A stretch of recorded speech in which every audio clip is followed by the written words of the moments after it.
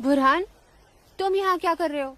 और ये सब लोग कौन है तुम्हारे साथ? घबरा मत नूरजहां, ये सब मेरे ही दोस्त हैं और मैं तुम्हारा ही इंतजार कर रहा हूँ कई घंटों से। वैसे गई कहाँ थी तुम? वो अमीना खाला की तबीयत नासाज थी, उन्हीं की अयादत करने गई थी।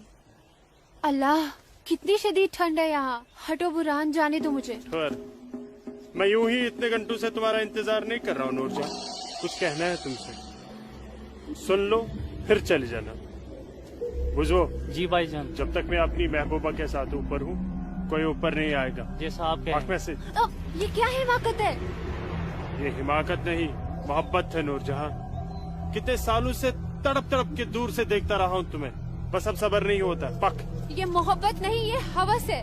तुम्हारी इन्हीं हरकतों की वजह से अब्बू और भाई ने तुम्हें घर में घुस के पीटा था। तब मैं सिर्फ बुरहान था नूरजहां, एक कश्मीरी बेरोजगार नौजवान। अब मैं हूँ एक जहादी कमांडर, बुरहान वानी। तुम जिहादी बन गए? सुमाचुक पागल को। हाँ, पागल हो गया हूँ तुम्हारे इश्क में, दीवानों की तरह दर दर भटक रहा था तुम्हारे पीछे पीछे। तुम्हारा लम्स तो क्या, तुम्हारे दीदार तक नसीब नहीं होते थे। तभी अल्लाह के एक बंदे ने मुझे जिहाद का रास्ता दिखाया, और जिस रास्ते पे चलकर जीते जी तुम जैसी परी मेरी आगोश में होगी, और मरने के बाद जन्नत की हूरें मेरे सीने से चिपकी होंगी। चलो आज मैं तुमसे निकाह करूंगा। तुम गलत कर रहे हो, छोड़ो। निकाह? वो भी तुम जैसे जिहादी से?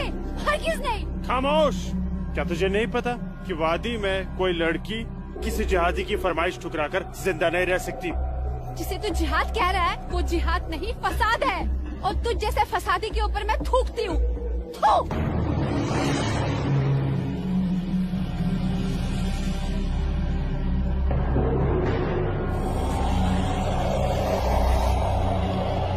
कि तूने मेरे मुंह पर नहीं अपने सुनहरे मुस्तकबिल पर थूका है बदबख्त। अरे चाहता था मैं तुझे अपनी शरीक हयात बना रहा था, लेकिन अब तू मेरी बिस्तर की जीनत बनेगी, और मेरा जब तक दिल चाहेगा मैं तुझे अपनी रखेल बना के रखूंगा, और उसके बाद तू जिहादियों का मन बहलाने के काम आएगी। आज तेरा आवाज में क्या?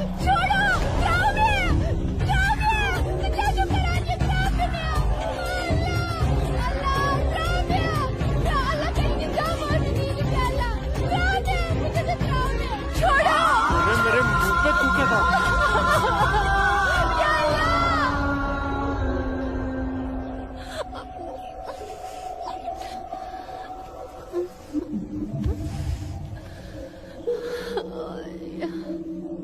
बुरहान, तूने मेरे साथ अच्छा नहीं किया, इसका अंजाम तू जरूर भुगतेगा।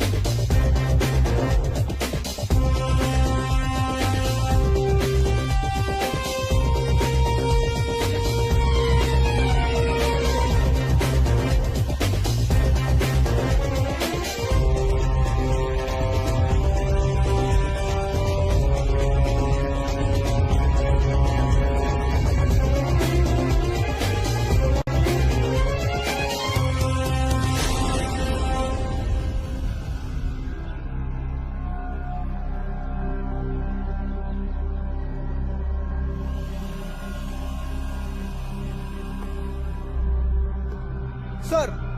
Target 1, fire!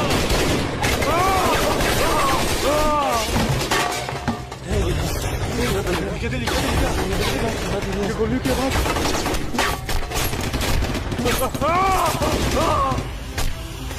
क्या हुआ बुरहान भाई? ठीक चुका? क्या नुकसान ना हो? क्या ठीक चुका? हाँ।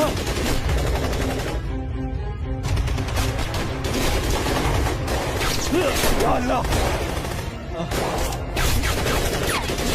अपना असला उठाओ और तैयारी करो। हाँ जी भाईजान। यूं बंदूक दियो। चलो समझ गए। पक्को ब्रो।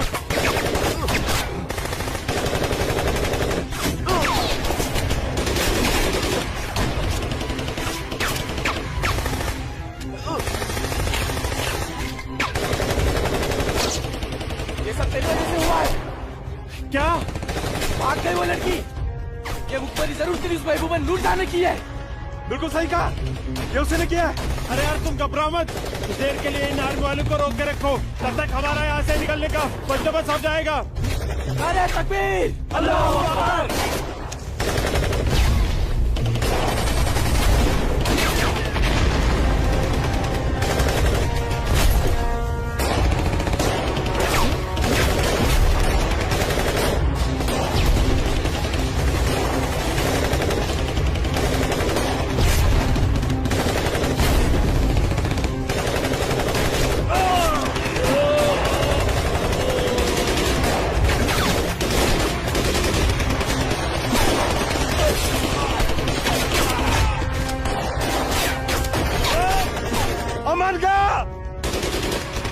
महल बुलाता हूँ, तुम मेरी जगह संभालो।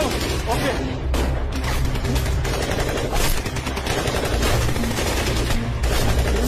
अस्सलाम वालेकुम रहमतुल्लाह। अस्सलाम वालेकुम रहमतुल्लाह। बोलो बुरहान। जनाब, आर्मी ने हमें चारों तरफ से घेर लिया और हमारा एक जहाज भी मारा गया है। मैंने तो तुम्हें और तुम्हारे साथियों को एक नई और महफूज जगह रखा था, तो फिर ये आर्मी को कैसे पता चला? जनाब, अभी इन बातों का करने का वक्त नहीं है, हमारे यहाँ से निकलने का बंदोबस्त कर दो। ठीक है, करता हूँ मैं कुछ। तुम घबराओ मत, अल्लाह तुम्हारे साथ है। जब तक लोग मदद के लिए नहीं आ जाते, तब तक तुम आर्मी को रोक के रखो। जी जनाब। हेल्प आ रही है अशरफ। अस्सलाम वालेकुम जनाब। सलाम छोड़ो और काम की बात सुनो। अपने सारे लड़कों तक ये पैगाम पहुंचा दो कि वो बमदोरा कोकरनाग पहुंच जाए। वहाँ पे हमारे 6 जिहादी फंसे हुए हैं। ठीक है जनाब, आप समझिए लड़के पहुंच गए। लेकिन ये आर्मी को कैसे पता चला? ये इंडियन आर्मी भी ना सूंघ ही लेती है।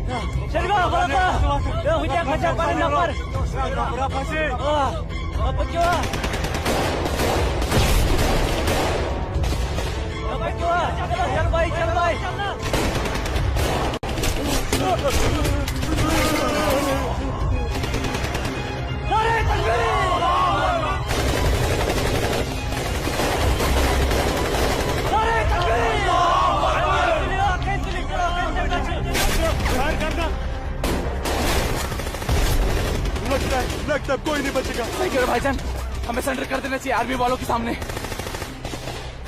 कैसे बेवकूफों जैसी बातें कर रहे हो? चुप रहो। अबे चुप! अरे वो वक्त नहीं है जब आर्मी वालों के सामने सरेंडर कर दिया करते थे और वो पकड़ कर जेल में डाल दिया करते थे। अब मोदी सरकार है, मोदी सरकार में सरेंडर करने जाएंगे तो हाथ उठाते ही फौजी यहाँ सीने में गोली मार देंगे।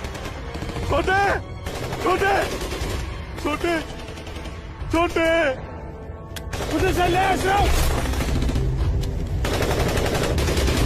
आराम से आजे, ये सब तेरी वजह से हुआ है। हाँ ना, तूने हम सबको बेवकूफ बना के जिहादी बना दिया। नारे तकबीर! अल्लाहू अकबर! नारे तकबीर! अल्लाहू अकबर! क्या कहता था तू? जिहादी बनकर हम घाटी पर राज करेंगे, हमारे पास दौलत होगी, हर एक इंसान हमसे खौफ खाएगा, घाटी की हर एक खूबसूरत लड़की पर हमारा हक होगा। अरे 3 महीने हुए हैं जिहादी बने हुए, और देख देख आज मौत हमारे सामने खड़ी है। हिम्मत मत हार अशरफ, हमारे लिए मदद आती ही होगी। पोजीशन ले तू। या खुदा, मैं क्यों इन लोगों की बातों में आ गया? अच्छा भला इंजीनियरिंग की पढ़ाई कर रहा था। हरामजादे, तूने हमें जिहादी बना दिया। या अल्लाह। देख अशरफ, मदद आ गई है। अशरफ देख।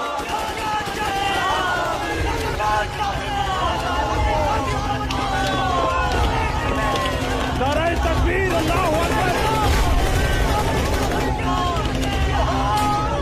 अशरफ उठ।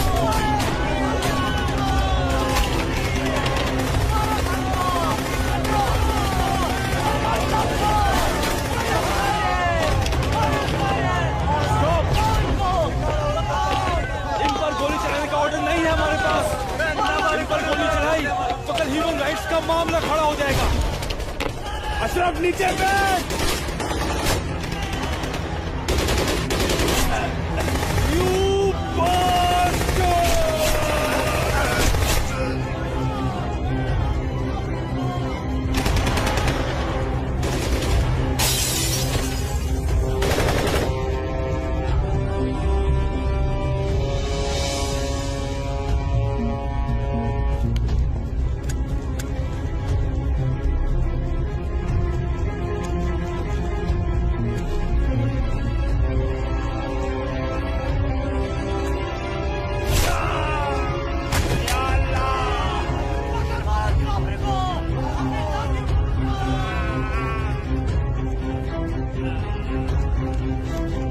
या अल्लाह मदद।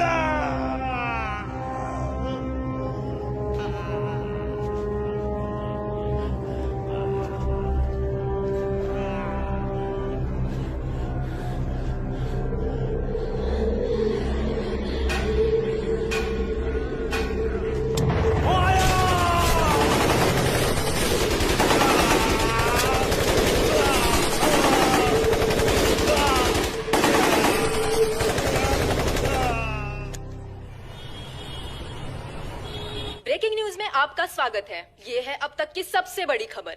आज सुबह सिक्योरिटी फोर्सेस ने सूचना मिलने पर कश्मीर के कोकरनाग में एक घर में छुपे 7 आतंकवादियों को घेर लिया। तब आतंकवादियों ने सिक्योरिटी फोर्सेस पर गोलियां चला दी, जिससे सिक्योरिटी फोर्सेस के कई जवान घायल हो गए। उसके बाद सिक्योरिटी फोर्सेस ने जवाबी कार्रवाई करते हुए 4 घंटे की मुठभेड़ में खतरनाक आतंकवादी बुरहान वानी और उसके 6 साथियों को मार गिराया। साल के आखिरी महीने में 6 आतंकी और कम हो गए बाबूजी। हालात बेहद खराब हो गए हैं और इस साल तो 300 से ज्यादा आतंकी जन्नत के हूरों के पास पहुंच गए। ये मोदी सरकार है, आतंकवाद का खात्मा करके ही दम लेगी। आर्मी वालों को खुली छूट दे रखी है। ठीक कह रहे बाबूजी आप। जो हो रहा है वो इस देश के लिए बिल्कुल सही हो रहा है। क्या सही हो रहा है? कितने पीएम आए, कितने पीएम गए, लेकिन हम कश्मीरी पंडितों की हालत वैसी की वैसी है, सुधरी नहीं। न हम अपने गांव जा पाए और न ही अपने पुश्तैनी घर। जाएंगे माँ, जरूर जाएंगे। मैं चलता हूँ माँ। नमस्ते। नमस्ते बाबूजी। चलो बेटा, चलो डिम्पी। दादाजी, हमारा पुश्तैनी गांव कहाँ पर है और हम क्यों नहीं जा पा रहे वहाँ पे? अरे बेटा, अभी तुम छोटे हो, जब बड़े हो जाओगे ना तुम्हें पता चल जाएगा। दादाजी, मैं बड़ा हो गया, प्लीज बताइए ना दादाजी, हमारा घर कहाँ पे है? बताता हूँ बेटा। बेटा, घाटी में अनंतनाग जिले में शेखपुरा नाम का एक गांव है। उस गांव का नाम उस जमाने में उमा नगरी हुआ करता था। उसी गांव में हमारा पुश्तैनी घर है बेटा। नहीं नहीं, कश्मीर मेरा है, हमारा है। कश्मीर हमारा है, नहीं दूंगी। हाँ, कश्मीर मेरा है ना, नहीं दूंगी। ये झंडा हमारा है, नहीं, ये कश्मीर हमारा है। श्यामलाल काका, मैं नहीं दूंगी। ये पागल लाजो क्या दीनानाथ काका की कोई रिश्तेदार है? नहीं बेटा, ये हमारे कश्मीर के उस हिस्से की रहने वाली एक अभागन है, जो हिस्सा अब पाकिस्तान में है, जिसे पीओके कहते हैं। बहुत छोटी थी, विभाजन के वक्त बेहोशी की हालत में एलओसी के पास गांव वालों को मिली थी। इसे अपनी हवस का शिकार बनाया था पाकिस्तान के उन दरिंदों ने। उसी सदमे की वजह से इसकी हालत आज तक ठीक नहीं हुई। आज भी इसको ऐसे दौरे अक्सर पड़ते रहते हैं। लाजो, क्या हुआ क्या हुआ क्या हुआ क्या हुआ क्या हुआ लाजो? वो लोग मार डालेंगे। कोई नहीं मारे, कोई नहीं ये मेरा मारेगा झंडा है, तुझे। मैं मैं नहीं हूं ना, दूंगी। कोई नहीं मैं मारेगा। नहीं शांत हो दूंगी। जा, शांत हो जा। मुझे कोई नहीं झंडा भूख लेगा लगी। तेरा। भूख लगी है ना? भूख लगी, चलो चलो घर चलो, घर चलो, चलो घर चलो। भूख लगी है, भूख लगी है बहुत ना? भूख चलो चलो चलो ये लोग मार चलो डालेंगे। घर चलो। वो बोले मार डालेंगे मुझे, मार डालेंगे। कोई कोई वो कुछ अभी नहीं आए, करेगा मिलने तुम्हें। के शांत लिए हो जाओ, अपना बिल्कुल शांत हो जाओ और शांति से यहाँ बैठ जाओ, मेरा- बैठ जाओ, बैठ बैठ जाओ, बैठ जाओ, बैठ झंडा। जाओ। यहाँ रखो झंडा, मुझे झंडा यहाँ डालेंगे। रखो, झंडा। अरे अरे, अरे, गिर गया झंडा, झंडा संभाल के रखो। भूख लगी है ना तुम्हें? अभी लाता हूँ। हाँ, ये अब कपिला। हाँ आ रही हूँ, सबको मार डालूंगी। बाबूजी आ गए, अरे बाबूजी आ मेरा गए। मेरी बच्चा नसीता। कपिला, खाना खाना खाना खाना, रोटी रोटी दे। ये लाजो आई है, उसे भूख लगी है, कुछ खाना। अच्छा अच्छा, मुझे भूख कैसी लगी है लाजो? मुझे उधर भी जाना है। भूख भूख भूख लाजो माँ के लिए कुछ खाने को ला बेटा। बोल ना, भूख भूख। हाँ हाँ अभी आए। बाबूजी आप कहाँ ये गए हो। थे? बाबूजी मैं आपका कितने हाँ, देर से इंतजार कर रोटी रहा खा के हूँ। झंडा लेके जाना है। हाँ हाँ आ रही हूँ। देख देख देख देख, उधर देख, है वो लोग आ रहे हैं। खाओ उधर खाओ देख। खाओ ये लाजो। लो, रोटी रोटी रोटी। नहीं नहीं तुम खाओ। बाबूजी सूरज भैया कहाँ है? सूरज बाग में होगा। अरे मेरा बच्चा, अरे मेरा बच्चा, अरे कोई बचाओ, अरे बचाओ।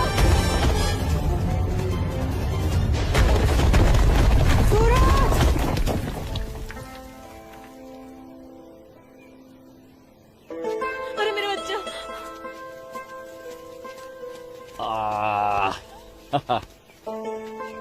बहुत बहुत शुक्रिया सूरज बाबू, आपने मेरे बच्चे की जान ऐसी बचा कोई ली। बात नहीं, ये तो मेरा फर्ज था। आप संभालिए शुक्रिया।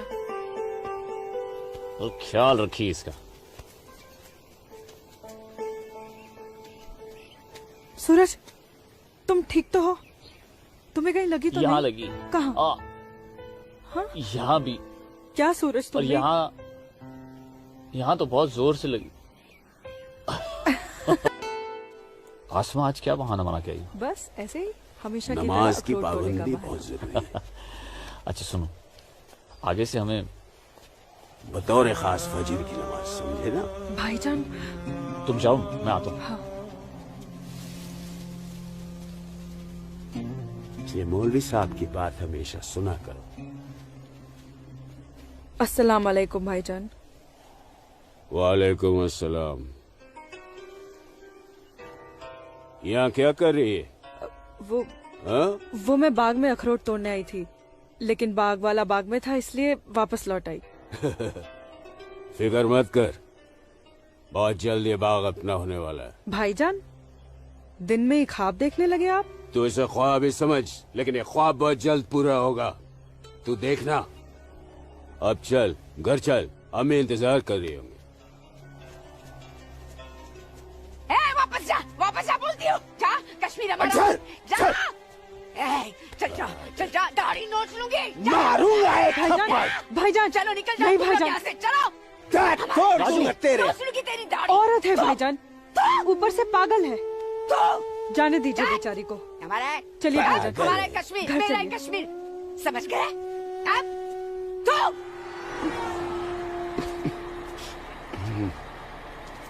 क्या करे बेटा, सब खत्म हो गया। ये भैरव के चुटकुले भी बड़े मजेदार हैं। अरे आइए आइए गिरधारी जी, आइए। नहीं नहीं रुक जा। आइए। नमस्कार। क्या बात है? तबीयत तो ठीक है ना? नमस्ते। आप अनंतनाग गए थे ना? जी हाँ, इतनी देर हो गई, क्या बात है? सुबह से कोर्ट के चक्कर काट रहा था दीनानाथ जी। बैठिए बैठिए बैठिए बैठिए चाचा। बैठिए। क्या हुआ फैसला? क्या होना था फैसला दीनानाथ जी, जो डर था वही हुआ। कोर्ट ने मेरी सारी जमीन उस मुस्तफा डार के नाम से कर दी, जो ठेके पर मेरा खेत जोतता था। कुछ नहीं बचा। अब ना तो वो जमीन हमारी रही चाचा जी, और न ही उस जमीन का मुआवजा हमें मिलेगा। क्या करें अब हम? क्या कहूँ, कुछ नहीं कर सकते बेटा। हम हिंदुओं के खिलाफ ये नाइंसाफी धारा 370 की ही देन है। कश्मीरी पंडितों को बर्बाद करने के लिए ही बनाई थी। अब आप ही बताइए दीनानाथ जी, हमारे बच्चों के भविष्य का क्या होगा? गिरधारी जी संभालिए अपने आप को।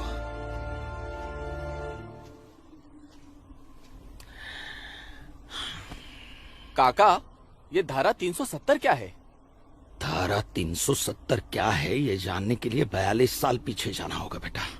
अंग्रेजों ने टू नेशन थियरी के तहत हिंदुस्तान के 2 टुकड़े कर दिए, एक हिंदुस्तान और पाकिस्तान। पाकिस्तान की बहुत इच्छा थी कि जम्मू कश्मीर का विलीनीकरण पाकिस्तान में हो जाए, और राजा हरि सिंह चाहते थे कि कश्मीर एक स्वतंत्र देश रहे। वो न हिंदुस्तान में विलीन होना चाहते थे न पाकिस्तान में, और तब पाकिस्तान ने खूनी खेल खेला।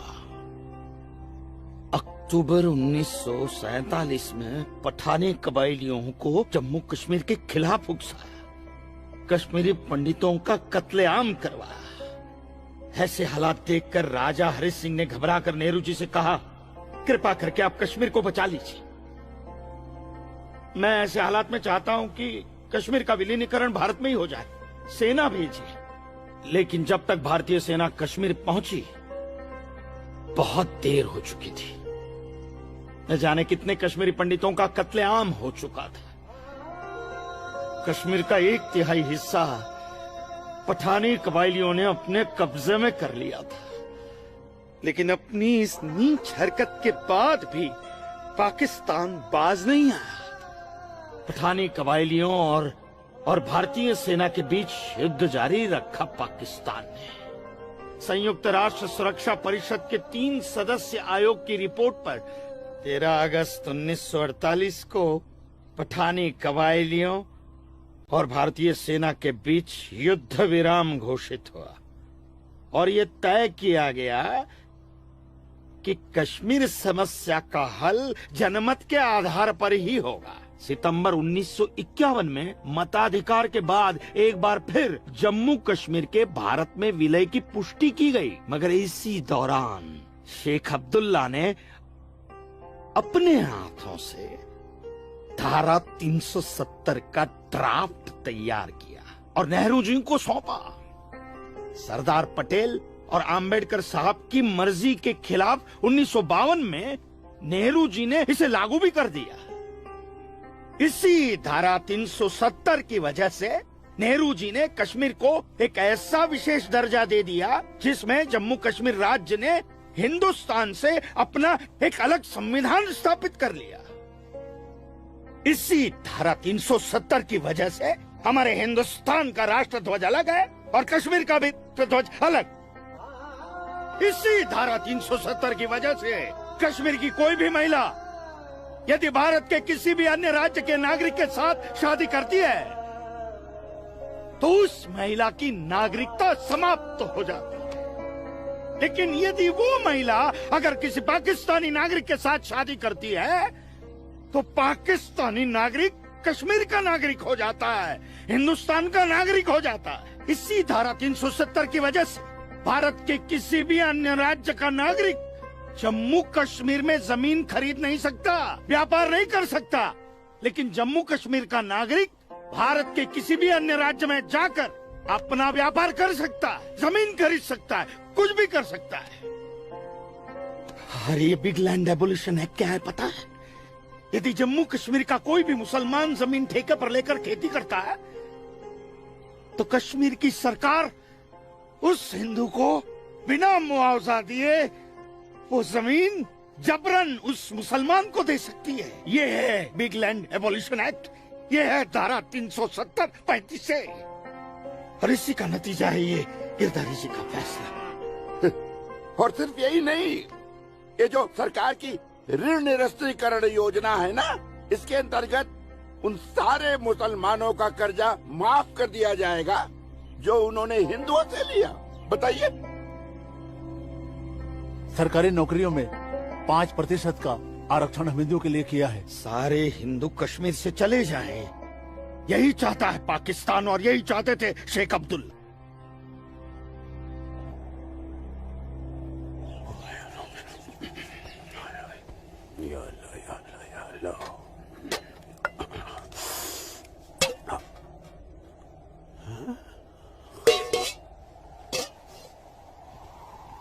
खाली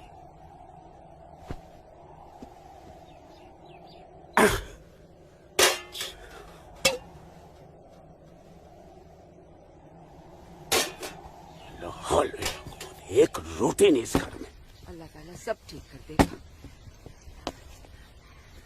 अम्मी, घर में रोटी है कि नहीं? घर के हालात देख रहा है तू? खाने वाले इतने सारे और कमाने वाले ये अकेले तेरे अब्बू। रोटी है कि नहीं? ए जब्बार, कितनी आसानी से पूछता है ना अपनी अम्मी से रोटी है कि नहीं। रोटियां कमाई जाती हैं, न कि डिब्बों में हाथ डालकर मांगी जाती हैं। यही रहता है ना तू, इसी घर में रहता है ना तू। इल्म है कि कितने दिनों से तेरा ये बाप यहाँ बेरोजगार बैठा है? नहीं, आटा खत्म हो गया है, बस चंद दिनों के लिए थोड़े से चावल बचे। वो भी जमाने थे सलमा, जब हमारे हिंदू भाई बुला बुला कर हमको खेतों में काम दिया करते थे, और अब इस जैसे मुसलमान की वजह से वो हमसे नजरें चुराने लग गए। ए मेरे परवरदिगार, अगर तूने पेट दिया है तो खाना भी जरूर देगा, और ऐसे मौजूदा हालात में मेरे शौहर को काम भी जरूर देगा। कैसे देगा काम, और क्यों देगा काम? वो क्यों? हजारों सालों से हम जैसे मुसलमान हिंदू भाइयों के खेतों में काम करते चले आए हैं, और आज इस जैसे मुसलमान उनके खेत छीनने में लगे हैं। जब उनके खेत छीने जाएंगे तो वो हमको काम देने में डरेंगे नहीं। जबरन किसी के खेतों पर कब्जा करने वाले को अल्लाह माफ करेगा। तू बड़ी काफिरों की तरफदारी कर रही है? हम मुसलमान जो कर रहे हैं वो ठीक कर रहे हैं। तो आप क्यों हाथ पर हाथ धरे बैठे हैं भाईजान? जाइए आप भी कब्जा लीजिए 2-4 खेत। मुझे छोटे मोटे खेत नहीं चाहिए, उमानगरी के सबसे बड़े अखरोट के बाग पे मेरी नजर है, और अल्लाह ने चाहा तो कुछ दिनों में वो मेरे कब्जे में होके रहेगा। अरे शर्म कर ले, शर्म कर ले जब्बार, शर्म कर ले। शर्म से या तो तू डूब मर, या कह दे अपने अब्बू से कि वो शर्म से डूबकर मर जाए। कब्जा बेटा, कब्जा ये जो लफ्ज है ये हमारे इस्लाम में है ही नहीं। हमारा मजहब क्या सिखाता है? इस्लाम यही सिखाता है कि आपस में बैर नहीं रखना है। इस्लाम तो अमन प्रस्त मजहब है। कब्जा, इस लफ्ज के बारे में सोचना भी गुनाह है। गुनाह और सवाब क्या है ये आप मुझे मत सिखाइए। मैं दिन रात उलेमाओं के साथ ही बैठता उठता हूँ। हाँ, दिख रहा है उलेमाओं के साथ की सोबत नजर आ रही है। बरखुरदार, सिर्फ लंबी दाढ़ी रख लेने से कोई मुसलमान नहीं बनता। दाढ़ी सुन्नत रसूल है। सुन्नत रसूल शादी भी है। शादी मैंने की थी, लेकिन वो बददीन निकली तो उसे तलाक दे दी।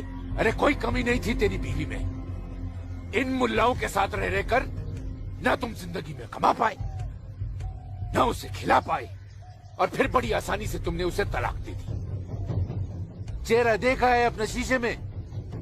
क्या थे तुम? गबरू जवान। हाँ, और क्या हो गए हो? हुलिया देख रहे हो? छी छी छी छी छी। जब्बार भाईजान, आ रहा हूं मैं। चलिए, खुदा हाफिज, खुदा हाफिज आप लोग को। बदसात, देख रही हो सलमा? देख रही हो इसको? अल्लाह बचाए इसको, और इसको इसकी सोच से। अल्लाह बचाए। अस्सलाम वालेकुम भाईजान। वालेकुम अस्सलाम। ईशा के बाद मौली साहब ने हम सबको बुलाया है। अच्छा जी भाईजान। तो चलिए हम लोग चलते। बाकी साथियों को इत्तला कर दी? जी हाँ, जी भाईजान। हाँ, आप बाकी साथियों को इत्तला कर दीजिए। शाम को मिलेंगे और मिलिए मस्जिद पे मगरिब के बाद।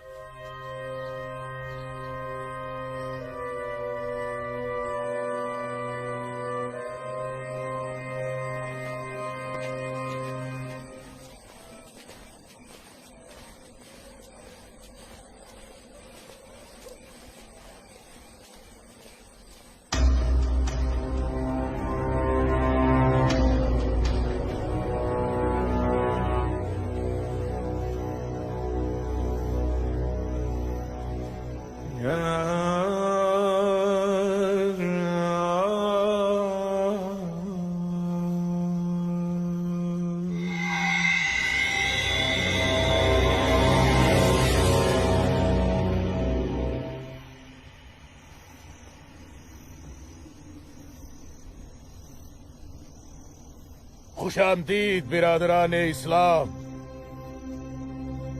आप लोगों को जानकर खुशी होगी कि इस्लाम के सच्चे अलंबरदार पाकिस्तान के साबिक वजीरों की तरह मौजूदा वजीर आजम भी आपके इस खित्ते की आजादी के लिए दुआगो हैं और किसी भी किस्म की मदद के लिए भी तैयार है। हजरत,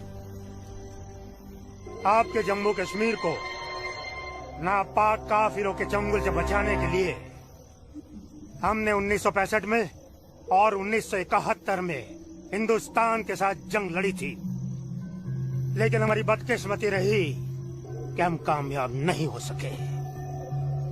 और दूसरी बदकिस्मती ये रही कि हमारे मशरकी पाकिस्तान को हमसे अलग करके हिंदुस्तान ने एक नया मुल्क बांग्लादेश खड़ा कर दिया। लिहाजा हमारे जख्म तब तक नहीं भरेगा जब तक कि हम कश्मीर को हिंदुस्तान से अलग करके अपने पाकिस्तान में शामिल नहीं कर लेते। मेरे प्यारे मुस्लिम भाइयों, जैसा कि आप सब जानते हैं कि हम तादाद में कम हैं, इसलिए जंग की सूरत में हमारी हार तय है। इसलिए इस बार आपको सामने रहकर ये लड़ाई लड़नी होगी। हम पीछे रहकर आपकी भरपूर मदद करेंगे, तो आप हिंदुस्तान में ऐलान जंग कर दीजिए। लेकिन बिरादरान, एक बात याद रहे, कुछ लोगों के बागी होने से कुछ नहीं होने वाला। पूरे कश्मीरियों को एकजुट होकर हिंदुस्तान के खिलाफ ये लड़ाई लड़नी होगी, तब हम जीतेंगे। लेकिन जनाब, अगर कश्मीरी हिंदुओं ने इस बगावत में साथ देने से इनकार कर दिया तो? उनके पास इसके अलावा और कोई रास्ता भी नहीं है।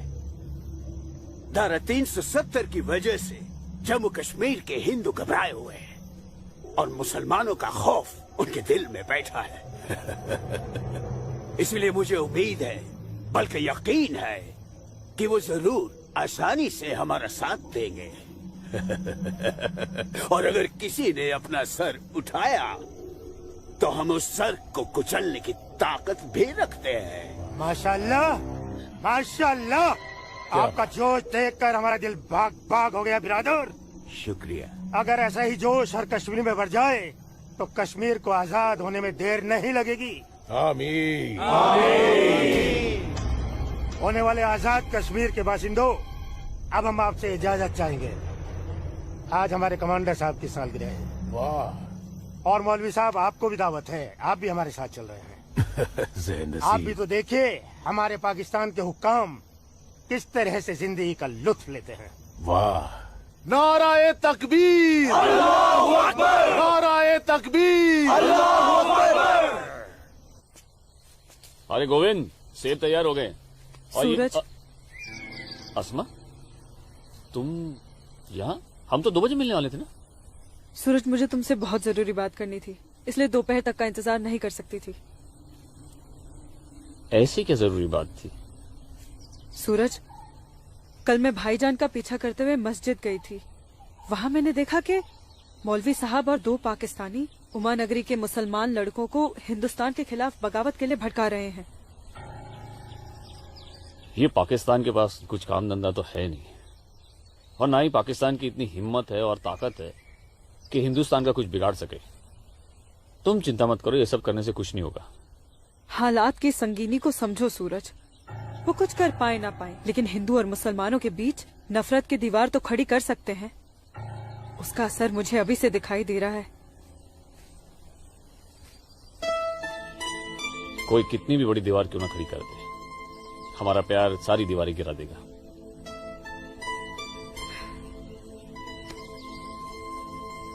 मुझे बहुत डर लग रहा है सूरज।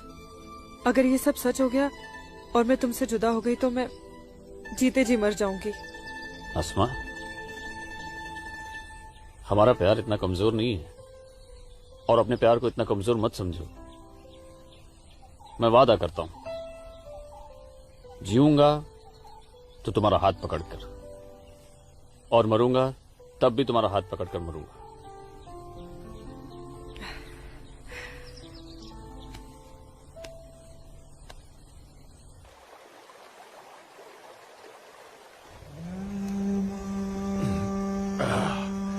बिरादर, हमारा मेहमान नवाजी में कहीं कोई कमी तो नहीं रह गया है? नहीं, अरे बिल्कुल नहीं जनाब। इतनी उम्दा शराब के साथ रक्कासा का वो थिरकता हुआ बदन, ओए होए, जिंदगी का मजा आ गया।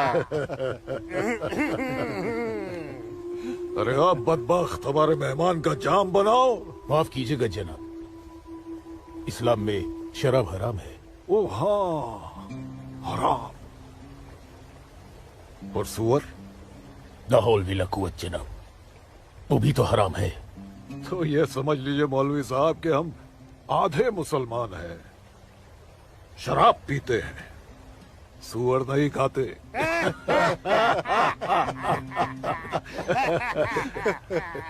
इन दोनों से बहुत तारीफ सुनी है आपकी मौलवी साहब। मकबूजा कश्मीर को भारत से अलग करने में बहुत अहम किरदार निभा रहे हैं आप। मैं इसे अपना फर्ज समझता हूँ।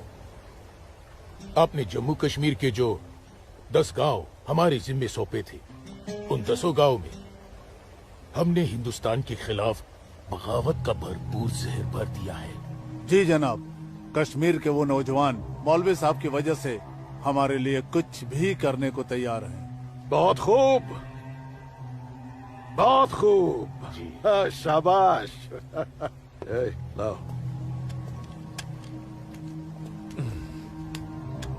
हमारे सियासतदानों का मानना है कि अगर जम्मू कश्मीर के जवान लड़के कश्मीर की आजादी के लिए इंडिया से बगावत कर लें तो हिंदुस्तान की फौज उनकी बगावत को कुचलने के लिए जरूर आएगी। और ऐसे वक्त में अगर उनके पास ऐसे हथियार होंगे तो बगावत का रंग ही कुछ और आएगा। बिल्कुल ठीक फरमाया आपने जनाब, लेकिन हमें अपने मकसद में कामयाब होने के लिए बहुत सारे पैसे की भी जरूरत पड़ेगी। हाँ हाँ, आपकी उस ख्वाहिश का ख्याल भी रखा गया है।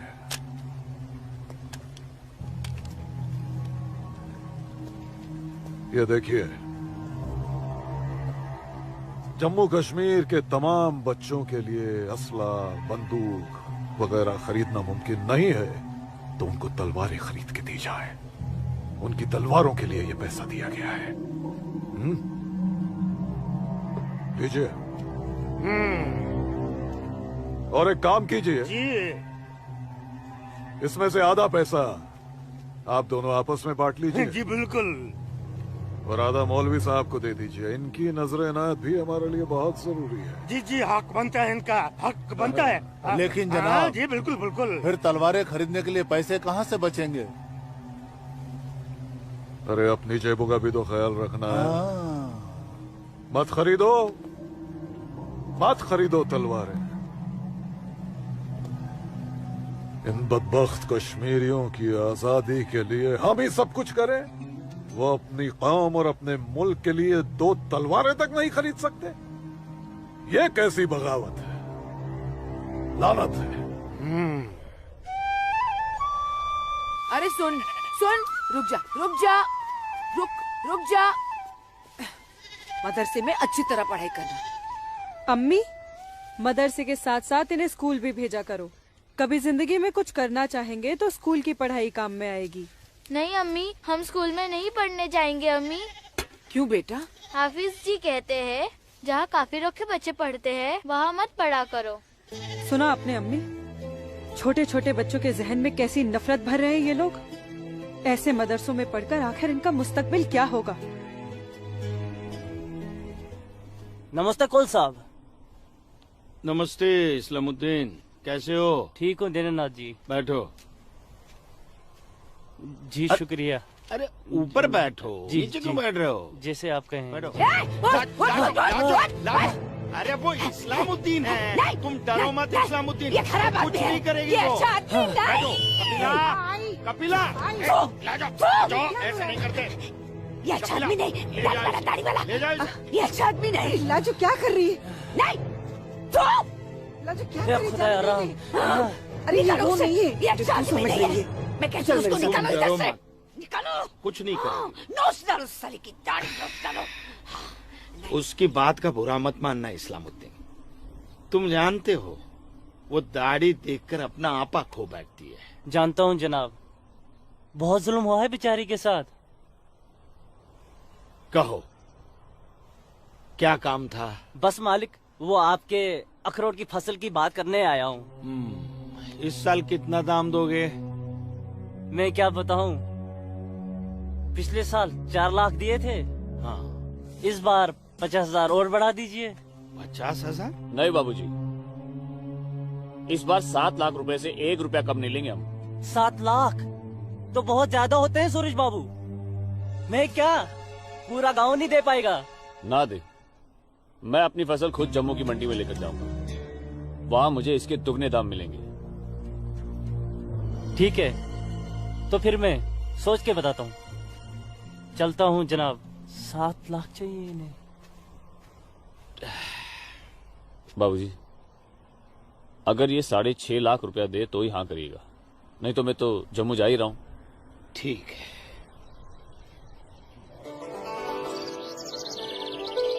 बाखुदा, कश्मीर में मुसलमानों की हालत दिन ब दिन खराब होती जा रही है। कहने को धारा 370 लगी हुई है, जिसमें मुसलमानों को हिंदुओं पे फोकियत दी गई है, लेकिन भूखे सिर्फ मुसलमान ही मर रहे हैं। सच कह रहे हो इस्लाम भाई। ठेके पे खेत देना तो दूर, अब तो ये हिंदू हमें खेतों में मजदूरी भी नहीं करने देते। मजदूरी छोड़ो, अब तो वो लोग हमारे साथ खरीदो फरोख्त से भी गुरेज कर रहे हैं। दीननाथ कोल के पास गया था मैं आज अखरोट की फसल खरीदने, लेकिन उसके साहबजादे ने साफ इनकार कर दिया। कहने लगा मैं अपनी फसल जम्मू की मंडी में जाके बेचूंगा। अगर यही हालात रहे तो अपने बच्चे तो भूखे मर जाएंगे इस्लाम भाई। इसीलिए तो आप लोगों को बुलाया है। सोचो आगे क्या करें। आप ठीक कह रहे हैं, कुछ तो करना पड़ेगा हमें। अल्लाह मालिक है। चाचा। हाँ बेटा। जम्मू वाली बस गई तो नहीं? नहीं अभी तो गई नहीं, बस आती ही होगी। सूरज, सूरज। अरे लाजोमा, जम्मू जा रहे हैं ना? हाँ हाँ जम्मू जा रहा हूँ। जम्मू भूख भूख लगी? क्या खाओगे? क्या खाओगे? तू खाना। मुझे भूख नहीं है, मैं खाना खा के आया हूँ। माँ को जानती हो ना, खाना खा के आया हूँ। भूख लगेगी जम्मू जाके खा लूंगा। हाँ लाजुमा जल्दी घर जा, माँ बाबूजी इंतजार कर रहे हैं। खाना। हाँ खाना खा लूंगा। Okay bye. खाना।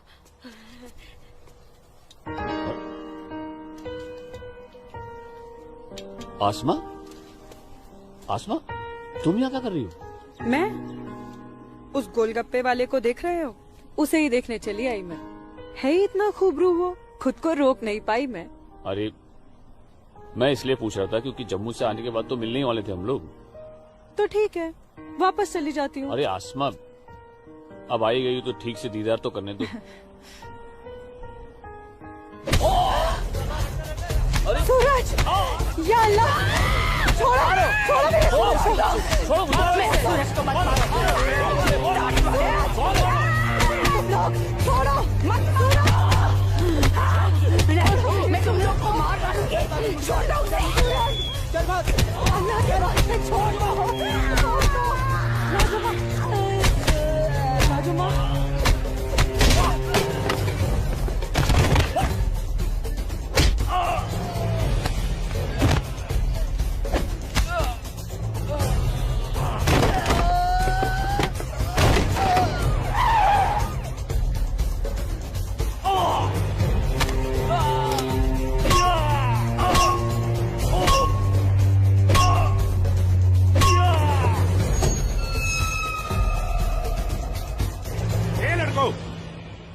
क्या गुंडागर्दी हो रही है?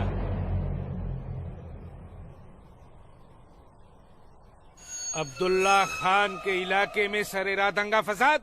इस मुल्क में कोई कायदा कानून है कि नहीं? कमबख्तों ने सड़क को जंग का मैदान बना रखा है। सूरज, हवलदार खड़े क्या हो? डालो सबको गाड़ी में। सूरज, जी को बताना पड़ेगा। देखो कैसे डर रहा है। अरे इस्लामुद्दीन, मैंने कहा ना तुमसे, लाजो घर पर नहीं है, क्यों डर रहे हो? जी जनाब, तो मैं 5.5 लाख में फसल अपनी समझूं? अब तुम्हें कैसे समझाऊं इस्लामुद्दीन, मैंने कहा ना तुम्हें, सूरज अब बड़ा हो गया है, हा? फसल उसकी है, फसल को बेचने का हक भी उसी को है। अब वो जम्मू गया है, शाम तक लौटेगा, कल आकर बात कर लेना। दीनानाथ जी, हाँ दीनानाथ जी, क्या हुआ गिरधारी जी, तबीयत तो ठीक है? मैं तो ठीक हूँ। सूरज को पुलिस पकड़ के ले जा रही थी। क्या कह रहे हैं आप? मैं सही कह रहा हूँ। मैं बस डिपो गया था कुछ काम से, वापस आने लगा तो देखा सूरज और कुछ और लड़कों को पुलिस जीप में बिठा के ले गई। कपिला, कपिला, क्या बात है? मैं जरा थाने जाकर आ रहा हूँ, आकर बताता हूँ। थाने? चलिए सुनिए। चलिए गिरधारी जी। अरे माँ, बाबूजी कहाँ गए? कह तो रहे थे थाने जा रहे हैं पर। हाँ बेटा। सूरज भैया को पुलिस पकड़ के ले गई। हाय राम। और बाबूजी वहाँ पे ही गए। हे भगवान, मेरे सूरज को बचा ले। अस्सलाम वालेकुम भाईजान। वालेकुम सलाम। अब बताओ बे लफंगो, सरेरा क्यों मारपीट कर रहे थे तुम लोग? बोलो। जनाब हमने कहा मारपीट की, पीट तो यही रहा था हम सबको। देखिए जनाब हमारी क्या हालत कर दी। अस्तगफिरुल्लाह, एक अकेले काफी से 4 मूमिन पिट कर आए हो तुम लोग। हीरो समझता है अपने आप को, गुंडागर्दी करता है सर यार। क्या खाता बे? अखरोट। Shut up. मेरा मतलब जनाब ये तो खाते पीते घर का है, हम लोगों को तो 2 वक्त की रोटी नसीब नहीं होती, इसलिए कहा जनाब। चुप खबीस, अपनी बुज़दिली को गरीबी का जामा मत पहना। बहुत शौक है गुंडागर्दी करने का। शुरुआत इन लोगों की तरफ से हुई थी। ये झूठ बोल रहा है जनाब। मैं सच कह रहा हूं जनाब, वो तो इन लोगों ने पीछे से वार किया है मुझ पर। सामने से आते तो यहां खड़े रहने के लायक नहीं रहते। इंस्पेक्टर अब्दुल खान नाम है हमारा, हाकिम इलाका है हम, सच और झूठ बाखूबी समझते हैं। कोई सबूत है तुम्हारे पास? कोई गवाह है? मेरे पास है, मेरे पास है, मैं बताती हूँ। इन चारों ने इसको मारा, मेरे सूरज को मारा। मारा इन लोगों ने पहले मारा, ये दाढ़ी वाले। चुप मनहूस पगली कहीं की। मैंने देखा होगा बदबख्त, यहाँ पागलों की गवाही नहीं चलती। हवलदार ले जाओ, बाहर निकालो इसे। नहीं मेरे सूरज को मारा। डंडा छोड़ो, क्या कर रही हो ये? डंडा छोड़ो, छोड़ो, डंडा छोड़ो। छोड़ दे। माफ कीजिएगा दरोगा साहब, इसकी दिमागी हालत ठीक नहीं। तू जा। इसीलिए मैंने कहा था यहाँ पागलों की गवाही नहीं चलती। होशमंदों की गवाही तो चलती है ना जनाब। मैं आसमा बिनते अब्दुल लतीफ इस बात की गवाह हूँ कि इस नौजवान पर हमला पहले इन चारों ने किया। आप चाहें तो मैं तहरीरी बयान भी दे सकती हूँ। दीनानाथ जी, ले जाइए अपने साहबजादे को और समझाइए इसे, दूसरा मौका मैं नहीं दूंगा। जी जाइए। सूरज को मारा। कौन थी ये मोहतरमा? कहीं और देखो तो ना नहीं कितनी बेरहमी से मारा है मेरे बच्चे को। देखो ना कैसे जख्मी कर दिया है। लाजो, जोर से लगा। मैं लगा सूरज को लगा। बैठ जा। ठीक हूँ, ठीक हूँ, ठीक हूँ, मैं ठीक हूँ। यहाँ पे लगा। ठीक हूँ। हाँ माँ,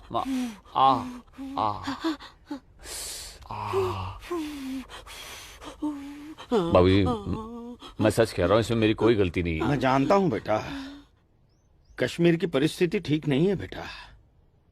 ये वोट बैंक की राजनीति करने के लिए ये मुसलमानों की संख्या बढ़ा रहे हैं। अब उनके बच्चों के पास काम धंधा नहीं है, रोजगार नहीं है, तो बच्चे लूटपाट के अलावा क्या करेंगे? वो लड़की अपना बयान नहीं देती तो पुलिस नहीं छोड़ती तुम्हें। कौन थी वो लड़की? वो जान पहचान है बस। ठीक है, आराम करो बेटा।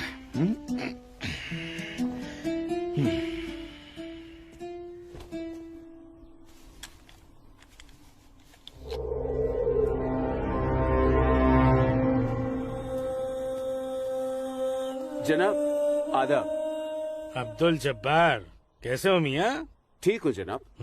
ये दाढ़ी, ये टोपी, ये इस्लामी लिबास, माशाअल्लाह खूब जस्ते हो तुम। शुक्रिया जनाब। यकीन नहीं आता कि वो मुझो लड़की तुम्हारी सगी बहन है। जनाब आप किसके बारे में बात कर रहे हैं? मैं कुछ समझा नहीं। मैं आसमा की बात कर रहा हूँ, तुम्हारी बहन आसमा की। कल उसकी गवाही की बदौलत 4 मुसलमान भाइयों को बड़ी बेरहमी से पीटने वाले एक काफिर को मुझे रिहा करना पड़ा। क्या नाम था उसका? सूरज कौल। मुझे इल्म नहीं, कोई इल्म नहीं इसके बारे में। वो कल थाना आई थी उस काफिर के लिए गवाही देने। जनाब, मैं अभी जाकर समझाता हूँ उसे। तहम्मल जब्बार मियाँ, तहम्मल। ये मसला गुस्से से नहीं, अक्ल से सुलझेगा। मौलवी साहब तो तुम्हारी पहचान वाले हैं ना? जी। वो इस्लाम का हवाला देकर समझाएंगे उसे, मुमकिन है समझ जाए। जी बेशक, इजाजत दीजिए। अल्लाह हाफ़िज़।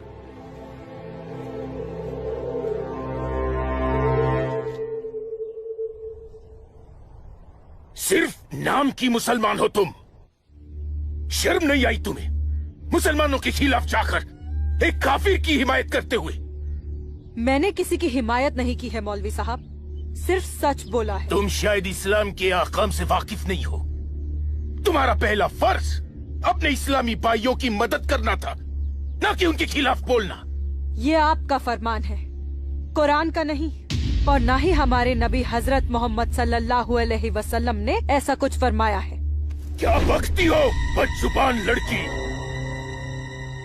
बकती नहीं हूँ, हदीस बयान करती हूँ। आप तो आलिम हैं, जरूर पढ़ा होगा आपने कि जब एक बार एक यहूदी और मुसलमान का मामला आप सल्लल्लाहु अलैहि वसल्लम के सामने पेश किया गया तो उन्होंने फैसला यहूदी के हक में दिया, क्योंकि गलती मुसलमान की थी। या फिर कह दीजिए कि ये हदीस झूठी है। मौलवी साहब से जबान लड़ाती है लड़की, तू चुप कर। तू चुप कर जब्बार। अरे हम अपने दीन से इतने नावाकिफ नहीं हैं जो किसी भी खुराफात को इस्लाम मान ले। मौलवी साहब, आपको आपका जवाब तो मिल गया होगा, है? अब मेहमान नवाजी का मौका तो दीजिए। कावा नोश फरमाएंगे आप? वो क्या है कि हमारी ये जो बड़ी बेटी है ना, कमाल का कावा बनाती है, पी लीजिए। आप पिएंगे? आज की लड़की हमें हदीस सिखाएगी। शाबाश मेरी बच्ची, शाबाश। तूने उस मौलवी को उसका सही चेहरा दिखा दिया और हम बहुत खुश हुए तुमसे। जीती रहो।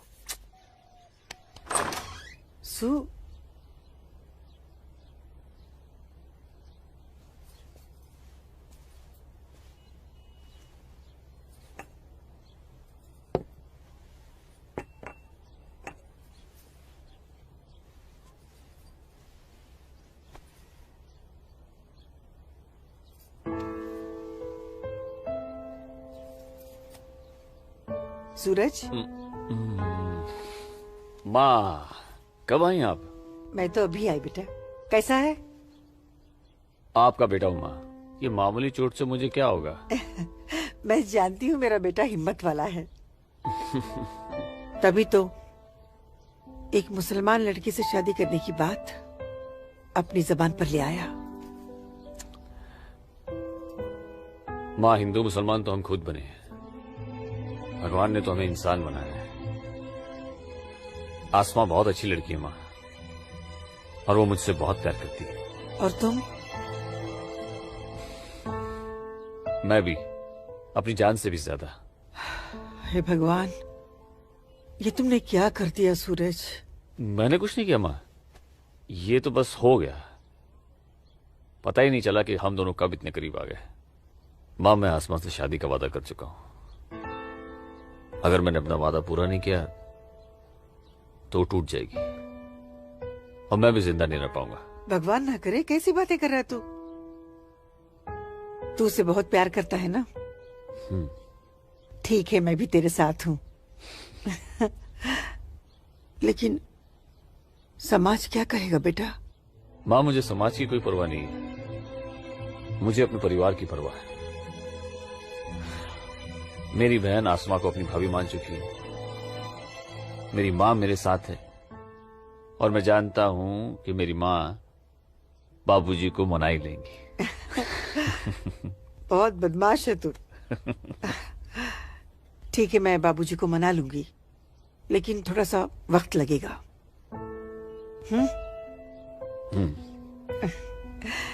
चल दूध पी ले।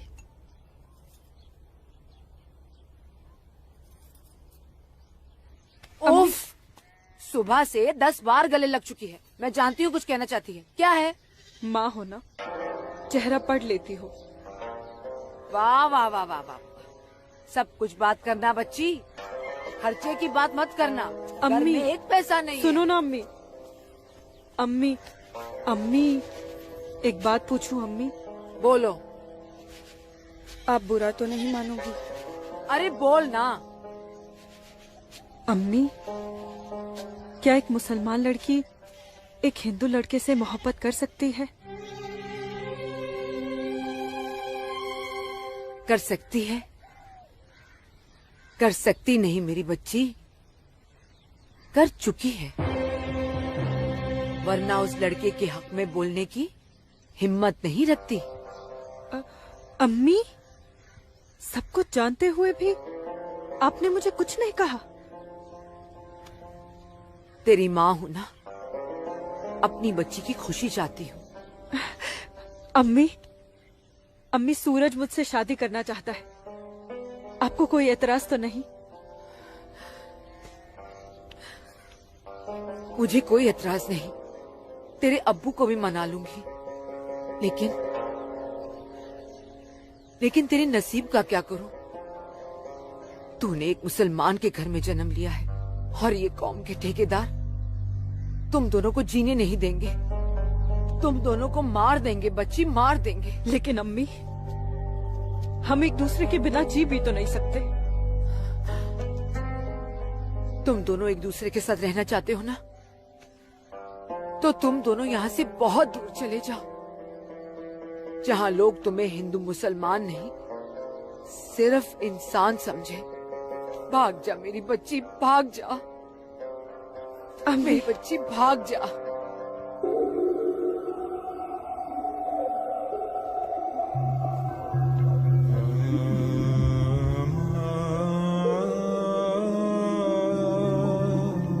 मौलवी साहब आ गए।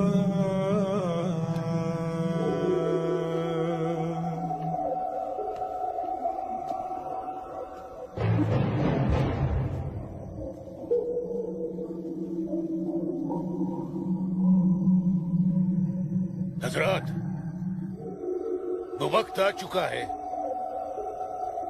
जब तुम सभी को अपने जम्मू कश्मीर को आजाद कराने के लिए हिंदुस्तानी हुकूमत के खिलाफ बगावत की आवाज बुलंद करनी होगी। नाराए तकबीर! उमा नगरी के तो हर घर में बगावत की तैयारियां चल रही हैं और अब आप लोगों का फर्ज बनता है कि मौलवी साहब की हिदायत के मुताबिक जम्मू और कश्मीर के बाकी बचे हुए शहरों और गांवों में जाकर लोगों को बगावत के लिए तैयार करें। दोस्तों, हिंदुस्तान की सरकार तुम्हारी इस बगावत को कुचलने के लिए अपनी फौज जरूर लगाएगी और ऐसे हालात में उनसे मुकाबला करने के लिए आप लोगों को हथियारों की जरूरत पड़ेगी और ये रहे वो हथियार।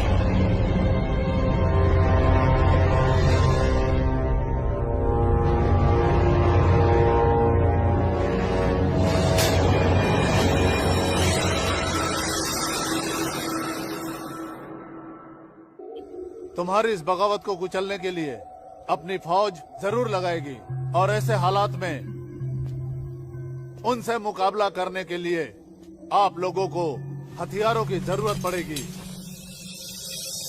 लीजिए बिरादर, ये असला आपका है। चलो बस।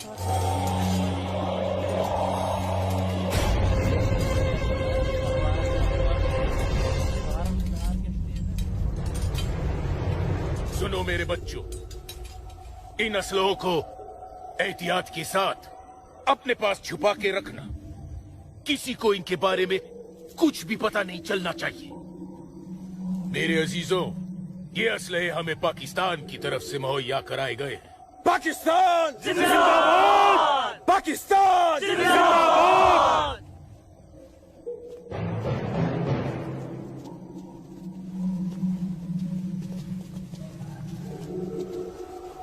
चलो। से हमें क्या देख रहे हो बिरादर? जनाब अली, मौलवी साहब ने कहा था कि आप हमें थोड़े पैसे भी देंगे। क्यों मौलवी साहब? जनाब, यहाँ की मौजूदा हालात की वजह से लोग दाने दाने के लिए मोहताज हो गए, इसलिए मैंने इससे कहा था कि मैं इसे थोड़े पैसे दिलवाऊंगा।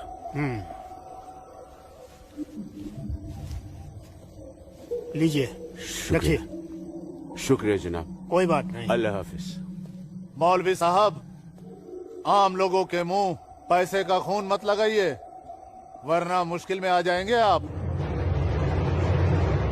माफ कीजिएगा जनाब, यहाँ हमारे मुसलमान भूख की वजह से मर रहे हैं। बुरा मत मानिए मौलवी साहब, भूख ही इनकलाब लाती है। जिनके पेट भरे होते हैं ना, वो हथियार नहीं उठाते। इनको सिर्फ मजहब की खुराक दीजिए, वरना आप भूखे मर जाएंगे मौलवी साहब।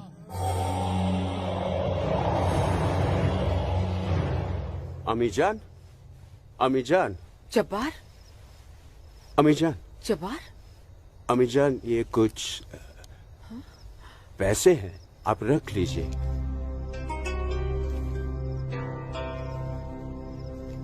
इतने सारे पैसे ये कहाँ से आए बच्चा? एक काम मिला है, उसकी पेशगी है। काम मिला है? इतनी सारी पेशगी।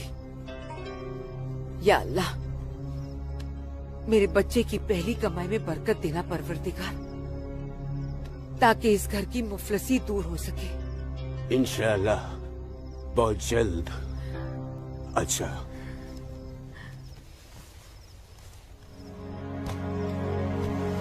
बच्चा। आसमा का है, घर पे दिख नहीं रही। तेरे अब्बू के साथ गई है, बस आती होगी। अम्मी जान, अब उसकी उम्र हो गई है, जरा उसके आने जाने पे थोड़ी निगरानी रखिए आप। अरे वाह, घर में पहली कमाई लाते ही बैंड पे पाबंदी शुरू कर दी है तूने तो। नहीं, ऐसी बात नहीं है, लेकिन चलिए, रात बहुत हो गई, मैं भी आराम कर लेता हूँ, आप भी आराम फरमा लीजिए। चलिए, अल्लाह हाफिज।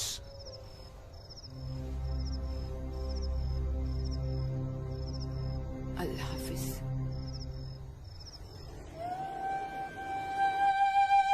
जितनी अजीब हमारी मोहब्बत है, उतनी अजीब हमारी माएं हैं। समझ में नहीं आता है कि क्या करूं। मेरी माँ ने कहा है कि थोड़ा इंतजार करूं, और तुम्हारी माँ ने तो हमें यहां से भाग जाने के लिए हरी झंडी दे दी। अब अपनी माँ की बात मानकर इंतजार करूं, या तुम्हारी माँ की बात मानकर तुम्हारे साथ यहाँ से कहीं दूर चला जाऊं। जब माओ की दुआएं साथ में हैं, तो जल्दी किस बात की, थोड़ा इंतजार करते हैं। अब ये इंतजार ही तो नहीं होता ना आसमा।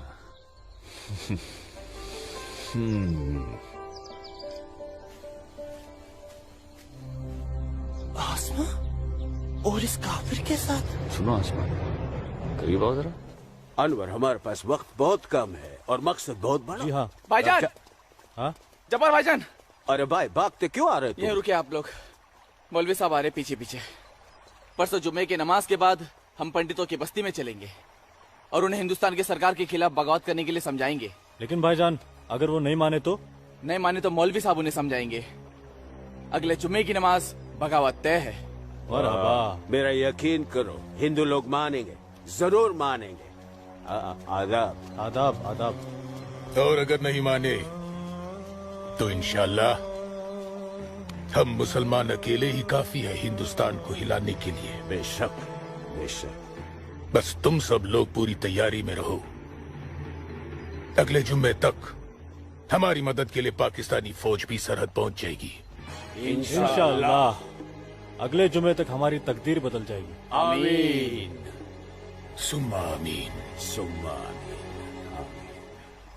भाईजान, जबर भाईजान, चल के देखिए आपकी बहन अस्मा पंडित दीनानाथ के लड़के सूरज के साथ उसके बागात में क्या कर रही है। उस काफिर पंडित के बच्चे की इतनी हिम्मत। आज मैं अम्मी को बता कर आई हूँ, इसलिए जाने की कोई जल्दी नहीं, आराम से चली जाऊंगी। ये तुमने अच्छा किया, अम्मी को बता कर आई। भाईजान, तू यहाँ क्या कर रहा है मेरी बहन के साथ?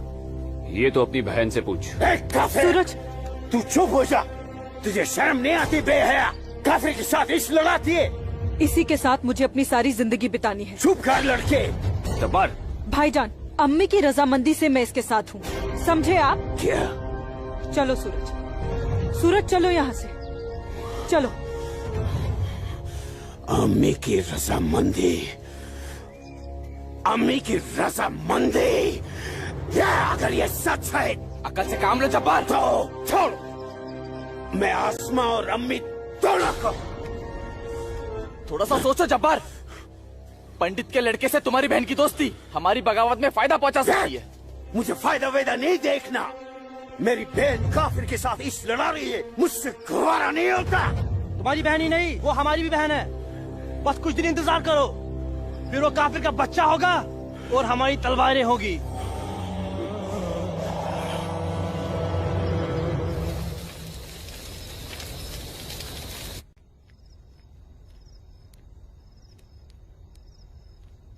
आसमा, आसमा, आसमा। जी अम्मी। मुझे बहुत डर लग रहा है बच्चा। क्यों अम्मी? तूने बताया था कि जब्बार ने तुझे और सूरज को देख लिया है, लेकिन घर आने के बाद उसने कुछ ऐसा महसूस नहीं होने दिया। मैंने उनसे ये भी तो कहा था कि आप इस बारे में जानती हैं, शायद इसलिए।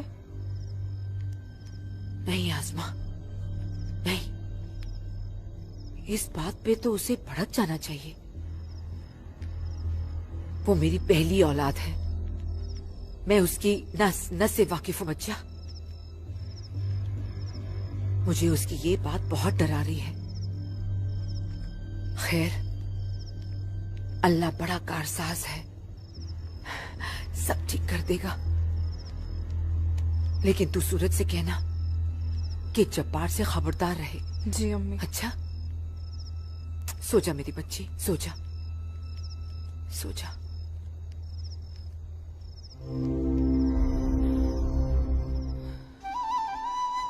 अरे पी लेना, थोड़ी सी दवाई बची है, जल्दी से। चलो, अच्छा बच्चा पी ले।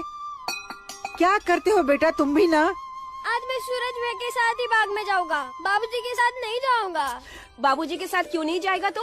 बाबूजी तो बाग में घूमते ही रहते हैं, फिर पेड़ के नीचे बैठ ही जाते हैं, मेरे साथ खेलते भी नहीं। ठीक है, तू आज सूरज भैया के साथ चले जाना, ठीक है? तुझे खेलने के लिए बाग में ही क्यों जाना है? यहाँ आंगन में नहीं खेल सकता? माँ। अच्छा बेटा, तू चले जाना ना भैया के साथ। ये लो। भैया इसे अपने साथ लेके ही नहीं जाएंगे। माँ, नहीं बेटा, तू भैया के साथ ही जाएगा। तू इसे क्यों तंग कर रही है? जा, कोई काम नहीं है क्या? बाबूजी के लिए नाश्ता और चाय लेकर आ। जा ना। तेरे को तो मैं बाद में देखती हूँ। सूरज कहाँ है? वो नहा रहा है। अच्छा दीनानाथ जी। आइए आइए आइए गिरधारी जी, आइए। नमस्ते। नमस्ते। नमस्ते गिरधारी जी। गांव के कुछ मुसलमान मौलवी साहब के साथ मिलकर हम लोगों के साथ कोई वार्तालाप करना चाहते हैं। आप जरा चल के देख लीजिए क्या बात है। ठीक है जी, मैं आता हूँ। ठीक है, चलिए चलता हूँ। आइए। माँ। हाँ, बाबूजी कहाँ गए? गांव के कुछ लोग आए थे, उनके साथ गए हैं। अरे तू एक काम कर, नाश्ता यहाँ रख दे, जब सूरज आएगा तो खा लेगा। तुझे तो मैं बाद में देखती हूँ। अरे चल ना, इसके पीछे पड़ी रहती है। आजा बेटा। मैं इस मजलिस में अपने तमाम कश्मीरी भाइयों का खैर मकदम करता हूँ और गुजारिश करता हूँ कि आज वो कौम, जात और मजहब से बलातर होकर मेरी फरियाद बागौर सुने। हम तमाम लोग जो बरुए जमी जन्नत कहे जाने वाले इस खत्ते से ताल्लुक रखते हैं, सिर्फ कश्मीरी है।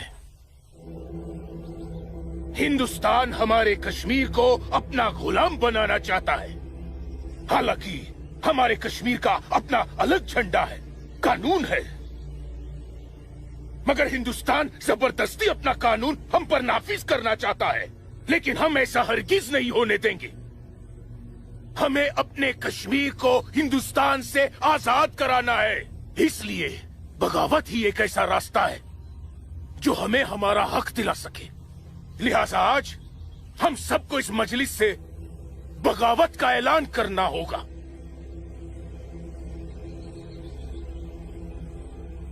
बोलिए मेरे भाइयों, आप लोगों का क्या ख्याल है? हम आपके साथ हैं मौलवी साहब, हम आपके साथ हैं मौलवी साहब, इंशाअल्लाह। माफ कीजिएगा मौलवी साहब, इस बगावत में हम आपके साथ नहीं है। जो दीनानाथ जी बिल्कुल ठीक कह रहे हैं आप गिरधारी जी। मौलवी साहब,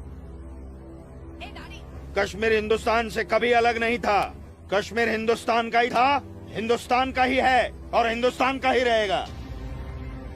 और एक बात सुन लीजिए, हम लोग खून खराबे और बगावत के हक में बिल्कुल नहीं है। और हिंदुस्तान के साथ रहने में ही हमारी भलाई है। बिल्कुल सही। हिंदुस्तान एक तरक्की पसंद मुल्क है और हम इस मुल्क के साथ रहकर तरक्की करना चाहेंगे।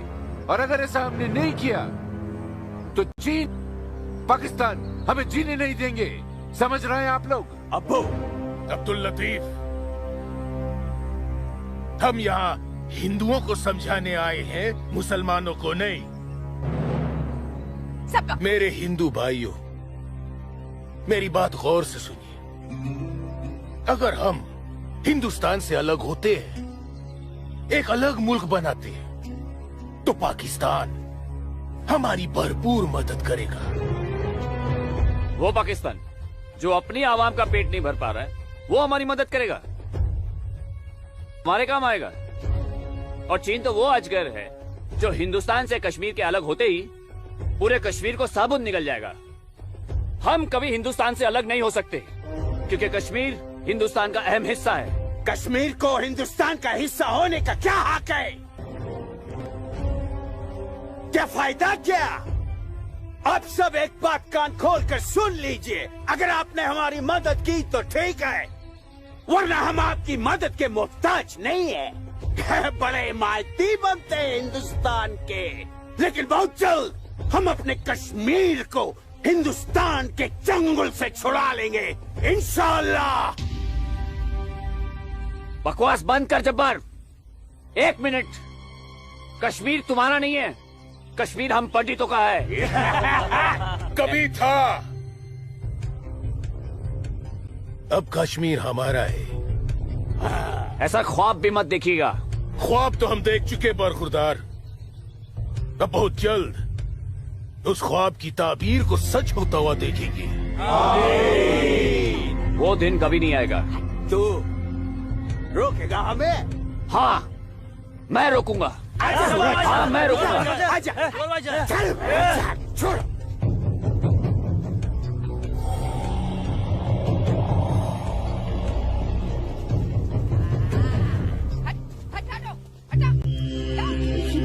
पाकिस्तान के चंद रुपयों के लिए कश्मीर को बर्बाद कर रहे हैं ये लोग। हम यहाँ तुम दोनों की जानिब से खुशखबरी की उम्मीद लगाए बैठे हैं, और तुम दोनों हमें ये मनूस खबर दे रहे हो कि हम पूरी तरह नाकाम हो गए। जी जनाब, कश्मीरी पंडितों ने हमारा बिल्कुल भी साथ नहीं दिया है, बल्कि हिंदुस्तान की हुकूमत तक हमारे प्लान की खबर तक पहुंचा दी गई है, जिसकी वजह से सब हुआ है। ला हौल वला कुव्वत। कश्मीरी पंडितों को हमने सरेआम काटा।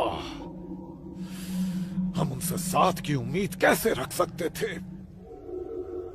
आप बिल्कुल सही फरमा रहे हैं जनाब। ऐसा सोचना सरासर हमारी बेवकूफी थी। गलती तो हो चुकी है, अब आप बताइए आगे क्या करना चाहिए। कुछ भी करने से पहले हमें इन कश्मीरी पंडितों को अपने रास्ते से हटाना होगा। ये लो सलमा, पूरा बाजार है। अस्सलाम वालेकुम अब्बू। वालेकुम अस्सलाम बच्ची, वालेकुम अस्सलाम। अरे वाह,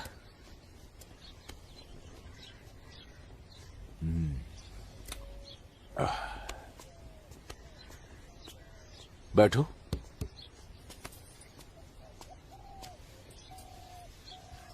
अब्बू, हिंदुओं ने बगावत के लिए क्यों मना कर दिया? बेटी, ये जो कश्मीरी पंडित हिंदू होते हैं ना, ये बहुत समझदार होते हैं। ये अपना बुरा भला अच्छे से समझ लेते हैं। खून खराबे से तो बहुत दूर रहते हैं। पर न जाने हम मुसलमानों को क्या हो गया है। अल्लाह पाक ने कुरान करीम में फरमाया है कि जब कभी एक इंसान एक दूसरे इंसान का कत्ल करता है ना, तो वो एक इंसान का नहीं बल्कि पूरी इंसानियत का कत्ल होता है। मगर ये लोग पाकिस्तान के टुकड़ों पर पलने वाले मक्कारों की बातों में आकर अपनी दुनिया भी खराब कर रहे हैं और आकीबत भी। दुआ करो अम्मी, अल्लाह इन्हें सच्चा मुसलमान बनने की तौफीक अता फरमाए। बगावत तो पूरी तरह से दबा दी हिंदुस्तानी सेना ने। गिरधारी जी, हिंदुस्तान के खिलाफ बाबूजी। बगावत करना इतना आसान नहीं है गिरधारी जी, जितना पाकिस्तान समझ रहा है। नमस्ते दरोगा जी। नमस्ते। आदाब आदाब। कैसे मिजाज हैं? मैं ठीक हूँ, आप कैसे हैं? मैं भी ठीक तशरीफ रखिए। शुक्रिया शुक्रिया। इलाके में सब अमन चैन तो है पंडित जी? कहीं कोई परेशानी तो नहीं? नहीं, अब फौज आ गई है तो सब ठीक ही हो जाएगा। क्या मतलब? इनके आने से पहले माहौल ठीक नहीं था? ऐसा कुछ नहीं है। नहीं दरोगा जी, पाकिस्तान ने पूरे जम्मू कश्मीर का माहौल खराब करके रख दिया। इसमें सिर्फ पाकिस्तान की गलती नहीं है।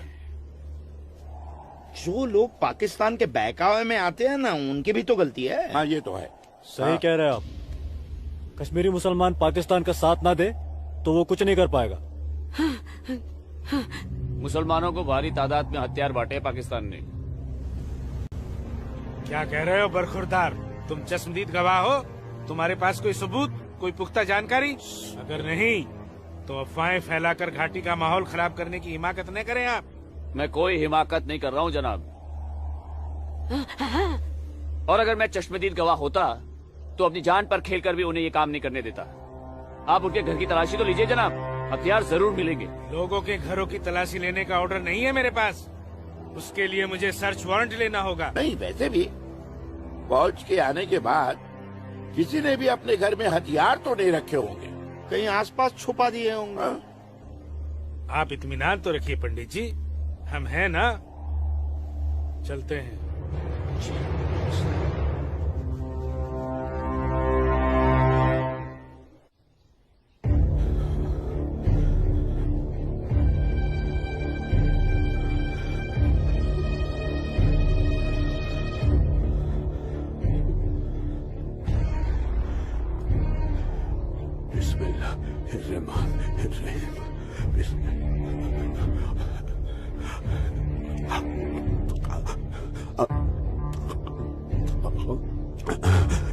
शुक्रिया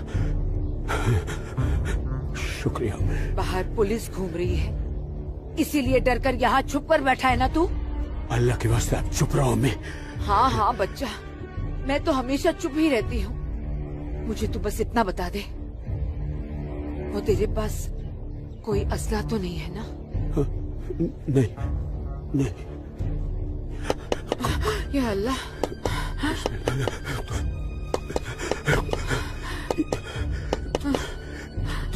देख कौन है, कौन है? बिस्मिल्लाह बिस्मिल्लाह।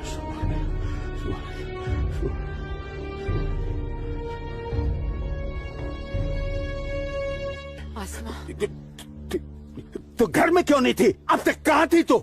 देखने गई थी कि आप लोग करने क्या वाले हैं।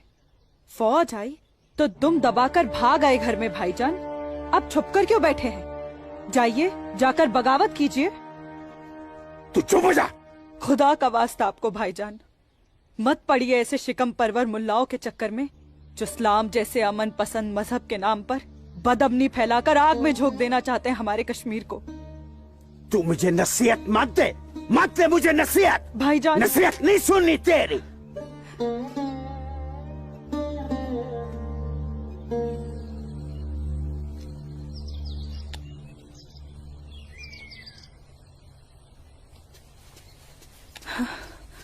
सूरज।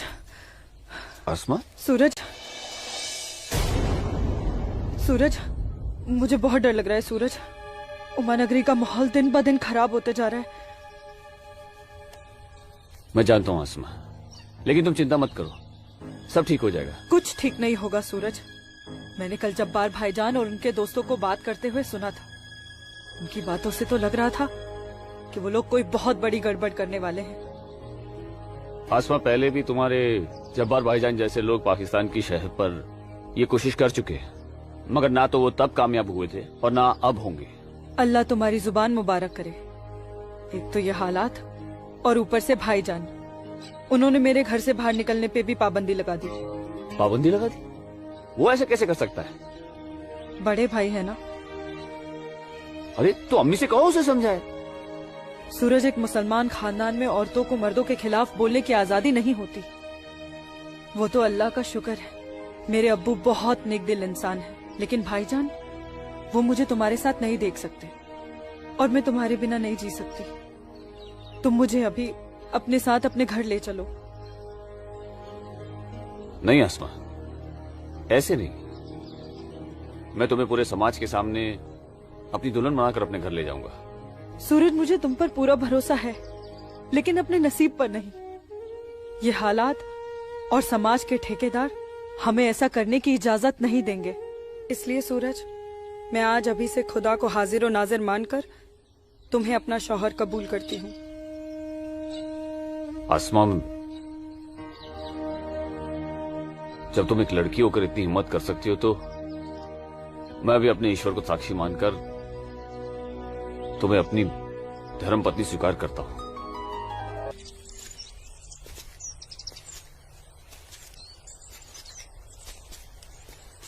सूरज, तुम्हारे साथ एक खूबसूरत पल बिताने के बाद तो अब मुझे मरने का भी गम नहीं होगा। आसमा, अभी तो हमारी नई जिंदगी शुरू हुई है, मरने की बात क्यों कर रही हो? ऐसा नहीं हो सकता कि तुम मुझे अभी अपने घर ले चलो? क्यों नहीं हो सकता? लेकिन माँ कहेंगी कि बहू के स्वागत की तैयारी भी नहीं करने दी तूने, और फिर तुम्हारी अम्मी के भी तो कुछ अरमान होंगे। आसमा, तुम आज अम्मी से जाकर कह दो बहुत जल्द आ रहा हूँ तुम्हारे घर लेने तुम्हें। जी।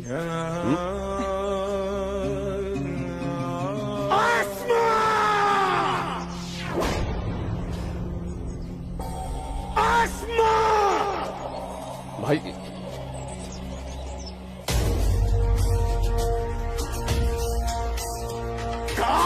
भाईजान, छोड़िए इसे। भाईजान छोड़िए, भाईजान छोड़िए, छोड़िए इसे भाईजान, जाने दीजिए भाईजान।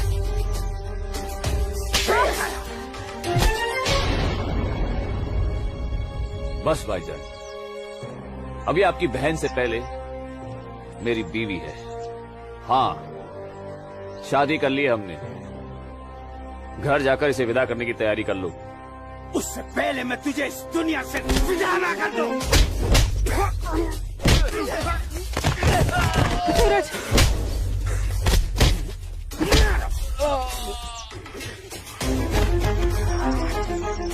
खुदा के वास्ते रुक जाइए आप लोग। सूरज, सूरज, सूरज, सूरज।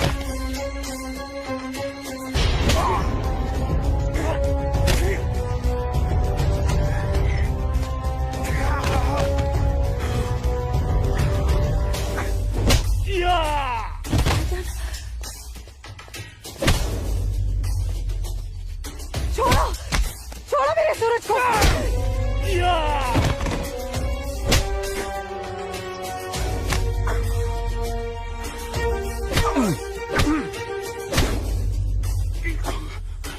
भाईजान बोला था तुझे, इज्जत रास नहीं आई ना तुझे। साला है तू मेरा, तमीज में रहना।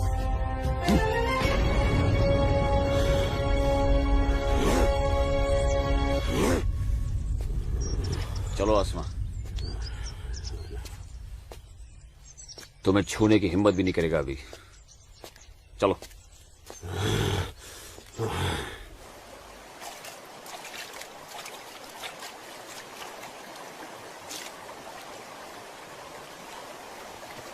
अस्सलाम वालेकुम मौलवी साहब।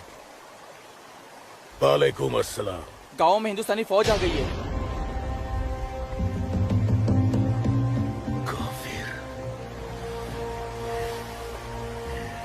ठीक है, तुम सब अपने अपने घर जाओ और कोई ऐसी हरकत मत करना जिससे किसी को तुम पर शक हो। जी मौलवी साहब। और सुनो जी जब्बार और बाकियों को भी इत्तला कर देना। जी जनाब, खुदा हाफिज।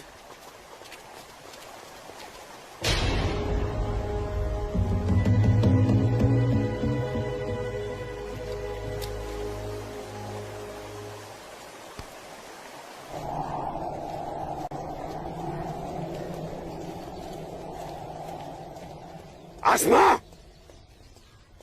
आसमा, अमी, जब्बार किधर है? किधर है आसमा? ओए, कहाँ है तू? कहाँ है ये आसमा? जब्बार कहाँ है आसमा? आसमा कहाँ है अम्मी? जब्बार यही कहीं होगी बच्चा। पता है आपको, लेकिन आप मुझे नहीं बताएंगे। जब्बार मैं भी आपको कुछ नहीं बताऊंगा। एक बात मुझे समझाई है अम्मी, जब मेरी और आपकी रगों में एक ही खून दौड़ रहा है तो फिर अपनी बेटी को एक काफिर के साथ तस्वुर करके आपका खून क्यों नहीं खोलता? मेरा खून तो खोलता है। जब्बार, आसमा, कहाँ है ये लड़की? मैंने आपको कहा था, समझाया था, उसे रोकिए, उसे रोकिए अम्मी।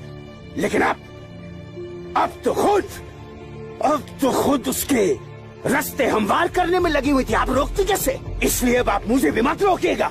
जब्बार, जब्बार, तुझे खुदा रसूल का वास्ता, सब मेरा कसूर है, उस बच्ची का कोई कसूर नहीं। तू मुझे सजा दे, मुझे सजा दे बेटा, मुझे सजा दो जब्बार। आपको क्या सजा दूं? आपको क्या सजा दूं मैं? जब्बार, आपको रोकना चाहिए जब्बार, था हिंदू लड़के के साथ इस लड़ाई। जब्बार, या खुदा मेरी बच्ची को बचा ले, मेरी बच्ची को बचा ले। अस्सलाम वालेकुम मौलवी साहब। वालेकुम अस्सलाम दरोगा जी। कैसे मिजाज है मौलवी साहब? और माहौल यहाँ का कैसा है?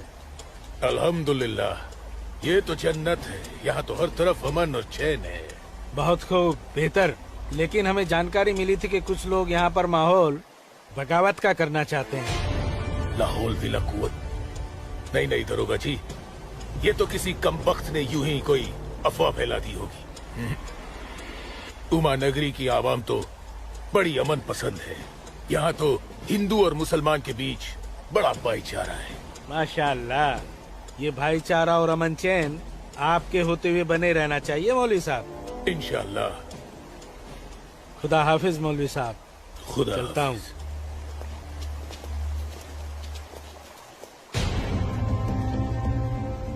नाराए तकबीर, अल्लाहू अकबर, नाराए तकबीर, अल्लाहू अकबर। भाइयों, पूरे जम्मू कश्मीर में हिंदुस्तानी फौज हमारी बगावत को कुचलने की कोशिश कर रही है, लेकिन हम इस बगावत को रुकने नहीं देंगे। नाराए तकबीर, अल्लाहू अकबर। हम उमा नगरी के मुसलमान आज ऐसी तारीखी बगावत करेंगे कि इस जम्मू कश्मीर की तारीख में इस बगावत के लिए हमारा नाम सबसे पहले सुनहरे अल्फाज में लिखा जाएगा। नाराए तकबीर, अल्लाहू अकबर। नाराए तकबीर, अल्लाहू अकबर। तकबीर, अल्लाहू अकबर। दिमाग खराब हो गया तुम्हारा? एक पंडित का बेटा होते हुए एक मुसलमान की लड़की के साथ शादी कर बैठे। अपनी जाति, परिवार और समाज के बारे में कुछ नहीं सोचा? मैं आसमा से प्यार करता हूँ बाबूजी। खामोश। प्यार नहीं, पाप किया है तुमने, बहुत बड़ा पाप। अपने खानदान के नाम पर काली पोत दी है तुमने। बिरादरी के सामने नाक कटवा दी हमारी।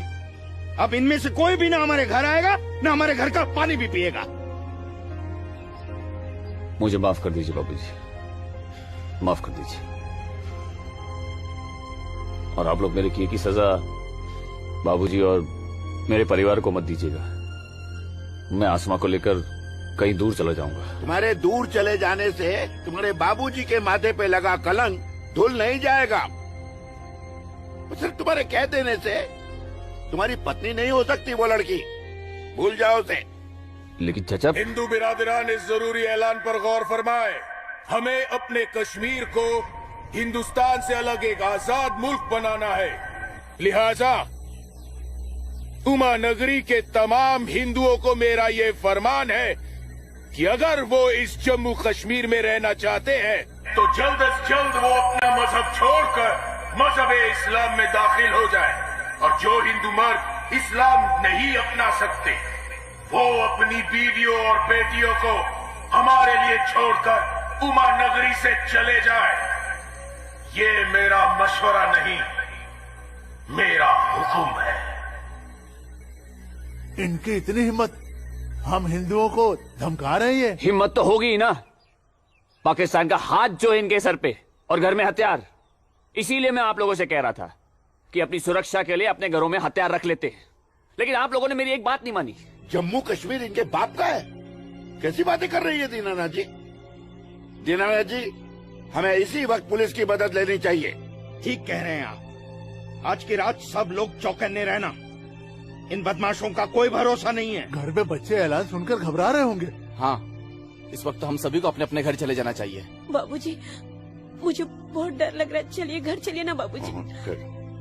दीनानाथ जी, चलिए बाबूजी।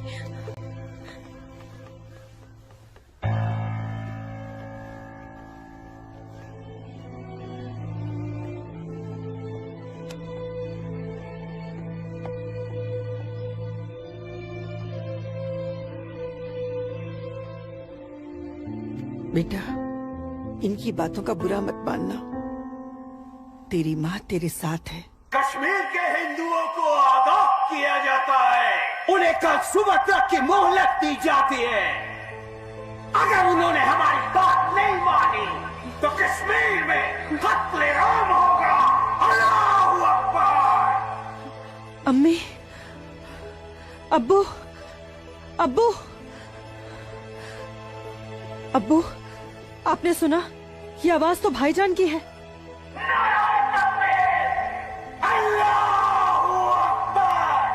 यकीन नहीं होता कि मेरी औलाद है। अल्लाह, क्या कमी रह गई थी मेरी तरबियत में। अब्बू, अब्बू जाइए ना, रोकिए ना भाईजान को। नहीं बेटा,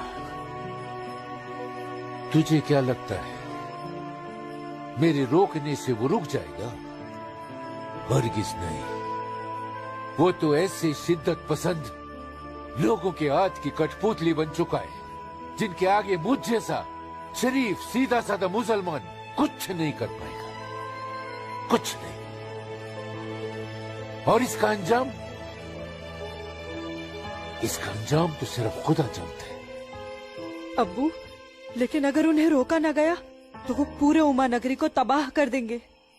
गलत फहमी है बेटी तुझे। बेटा, पूरा उमा नगरी नहीं बल्कि पूरी घाटी।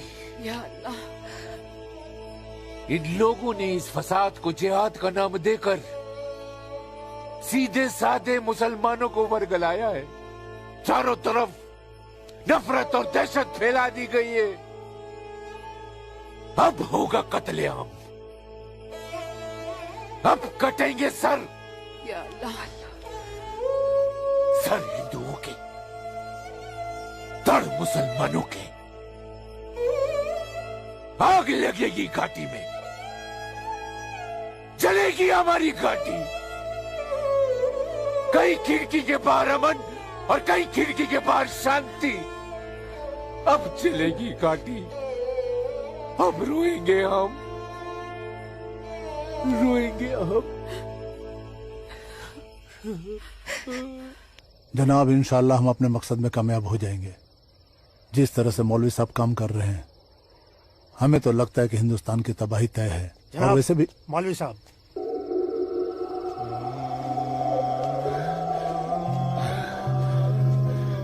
अस्सलामु अलैकुम जनाब। वालेकुम अस्सलाम।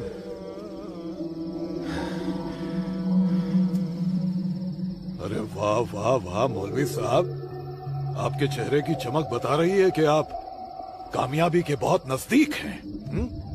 जी वाकई में आपका अंदाजा बिल्कुल दुरुस्त है। बस आज की रात जी ले काफिर चैन से। आप देखिएगा, कल सुबह का सूरज वो आग उगलेगा। खुदा कसम, हिंदुओं की कई नस्लें उसकी आंच महसूस करेंगी। जनाब, मैं खुद अपनी आंखों से देखकर आ रहा हूँ। मौलवी साहब के मुरीद पूरी तरह से तैयार हैं। हमने उन्हें भरपूर असला और पैसा दे दिया है। कश्मीर की आजादी के लिए कल ना तो अपनी जान देने से पीछे हटेंगे, ना ही किसी की जान लेने से। बहुत बहुत खूब मौलवी साहब, काबिल दाद काम किया है आपने। कितनी अच्छी खबर लाए हैं आप। जी चाहता है आज रात भर शराब पी जाए, रात भर। लेकिन नहीं, अगर रात भर शराब पिएंगे तो सुबह जल्दी कैसे उठ पाएंगे और भारत की बर्बादी की खबर जल्दी कैसे सुनेंगे। इसलिए शराब पीने का प्रोग्राम मुलतवी किया जाता है। आज की रात गुलाम अली की गजलें गाते हैं। क्या था वो? हंगामा है क्यों बरपा, थोड़ी सी जो पी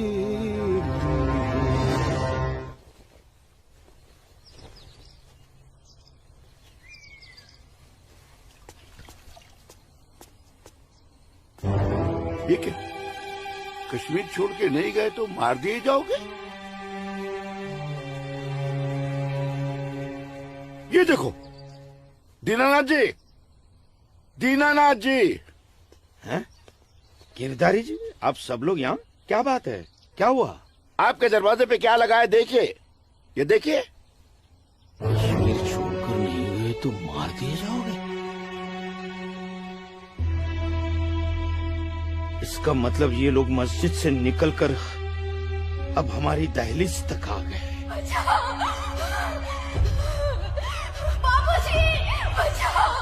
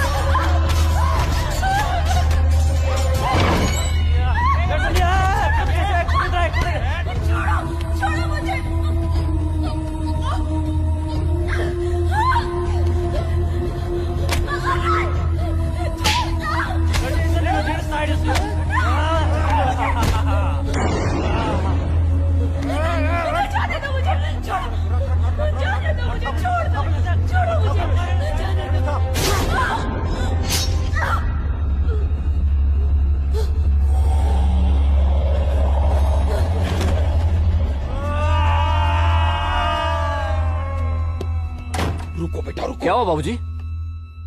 मुसलमानों का झुंड नंगी तलवारों के साथ हमारी तरफ आ रहा है। तुम अंदर जाओ। लेकिन बाबूजी, अंदर छुपने से क्या होगा? बाहर निकल के सामना करते हैं उनका। बाबूजी, हमें कोई सामना वामना नहीं करना है। क्यों बाबूजी? उनका सामना करते ना। बाबूजी, मैं कह रहा हूँ तुम अंदर जाओ। आप अंदर चलिए बाबूजी। मैं रोकता हूं उनको।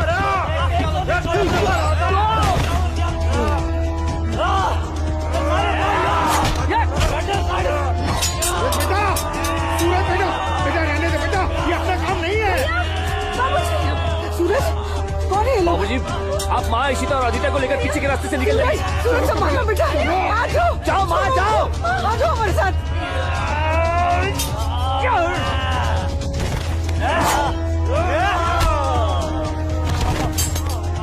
चलो चलो जल्दी बेटा, चल सूरज, चलो।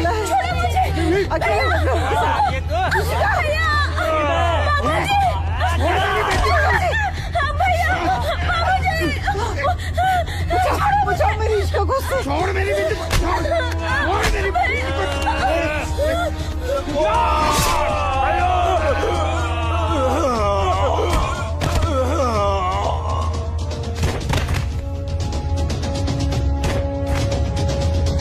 सूरज बेटा, नहीं बेटा, बाबूजी आप जाइए। काम नहीं है बेटा। बाबूजी सुन बेटा, जाइए बाबूजी, आपको मेरी कसम है। चल बेटा, अंदर चल बेटा, अंदर चल बेटा।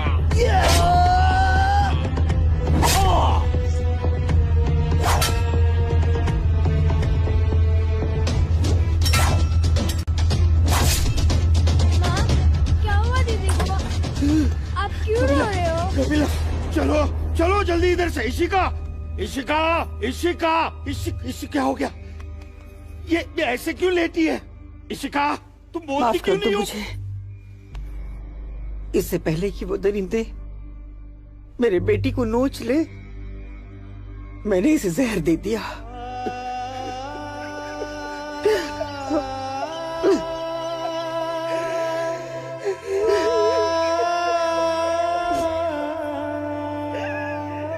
मेरी बच्ची, मुझे माफ कर दे।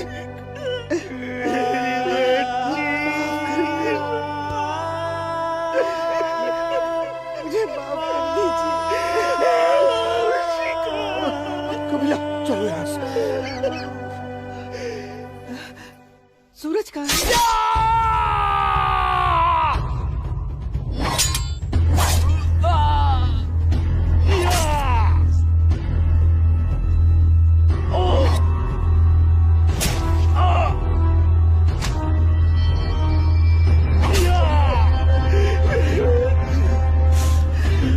चलो बेटा,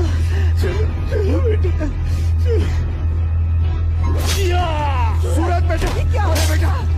चलो चल बेटा, छोड़ दे इसे, चल बेटा। बाबूजी, मैं कह रहा हूं, जाइए जाइए, आप लोग पागल हो गया है क्या? इसी का कहा है बाबूजी? बेटा, वो इसी का उन दरिंदों के हाथ न लग जाए बेटा। मैंने उसे जहर देकर मार दिया सूरज। मैंने इसी को मार दिया। चल ना बेटा, चल बेटा, चल। तू मेरी बात सुन। हाँ, मैं आता हूँ, आप लोग जाइए। आप लोगों को मेरी कसम है, आप लोग जाइए यहाँ से, जाइए जाइए।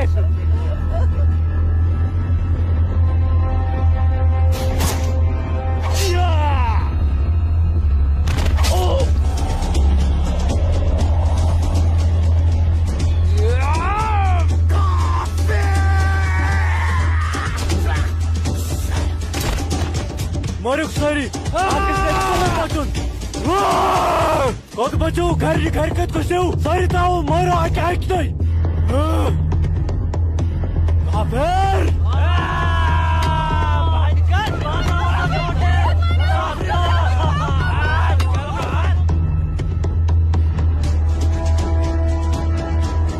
पूजा बेटा, पूजा, पूजा, हाँ?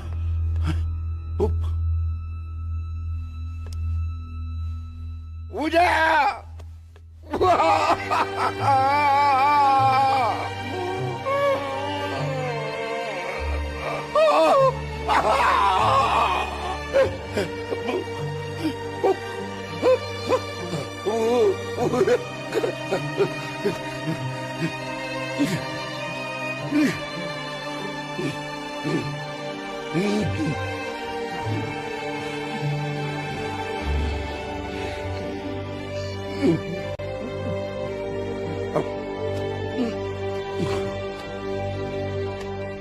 जाने दो मुझे अम्मी। रुक जा अम्मी, रुक जा अम्मी, रुक जा मेरी बच्ची, अम्मी, रुक जा। अम्मी, मुझे खुदा का वास्ता रुक जा। अम्मी, मुझे मेरे सूरज के पास लिए रुक जाना जा। है।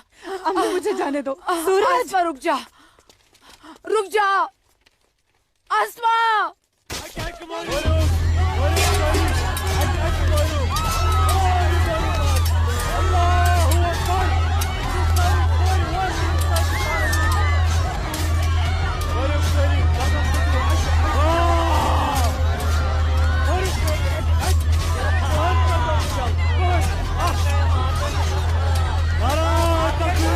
Allah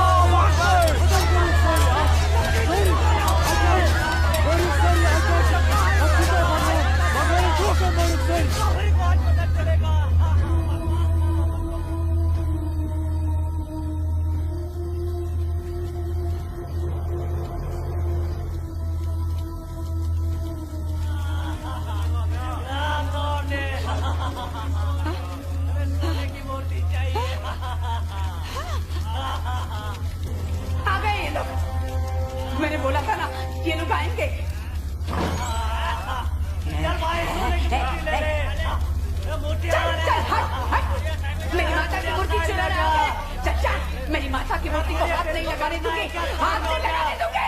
चल जा।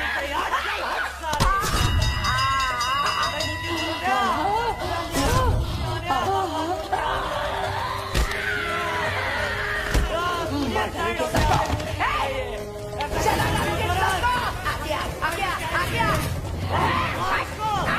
चल आ गए सब गाड़ी वाले मेरी माता की सोने की मूर्ति चुराने। चल जा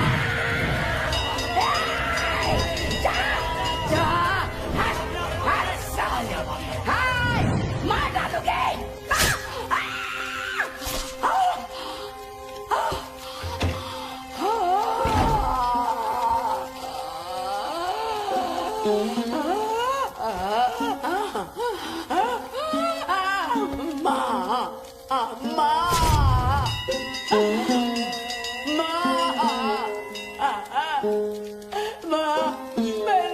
मैंने लाश रखी ना, मेरी लाश रखी ना माँ मैंने।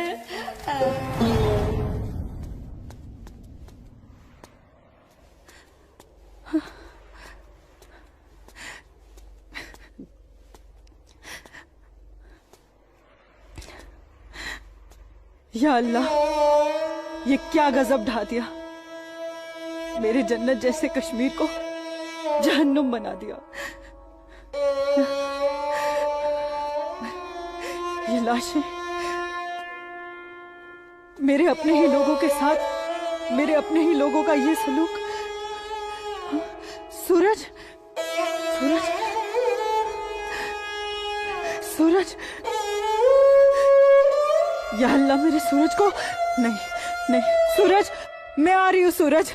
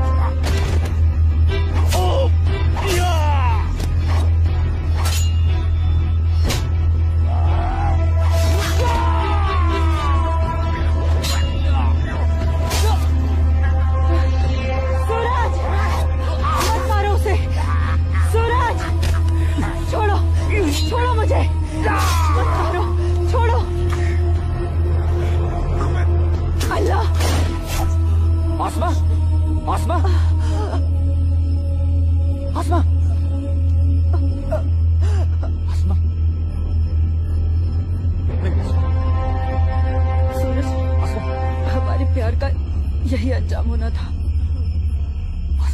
सूरज,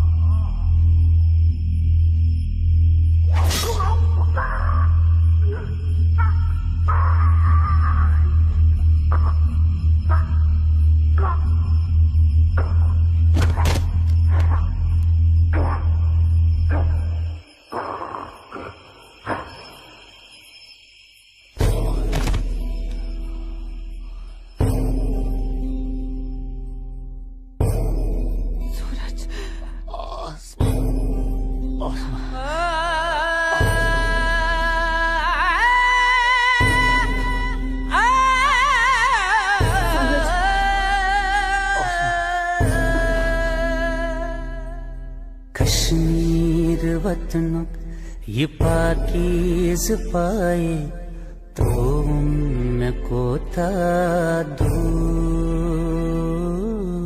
जुल्म जबर जा जा छुनाए मोतन बुकुर्स मजबूर कहाँ खून चुहारान कहाँ नाच लायान हर वक्त नाज चुनेरान लकटन जिगरन माजन ही दिलालन तुलहा ऊता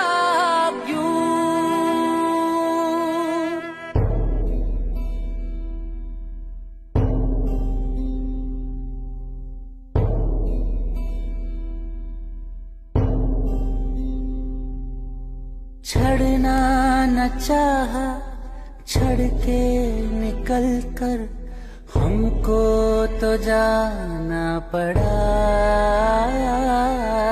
इतनी लगन जन्नत से मेरी रो रो के दूं मैं सदा। गाहे बंदिश मंज गाहे जब चुन मोसूस करके कबूल। मजलूम आशिक क्या क्या बेसब्दुम वन कस वनुन चुम फुजूल।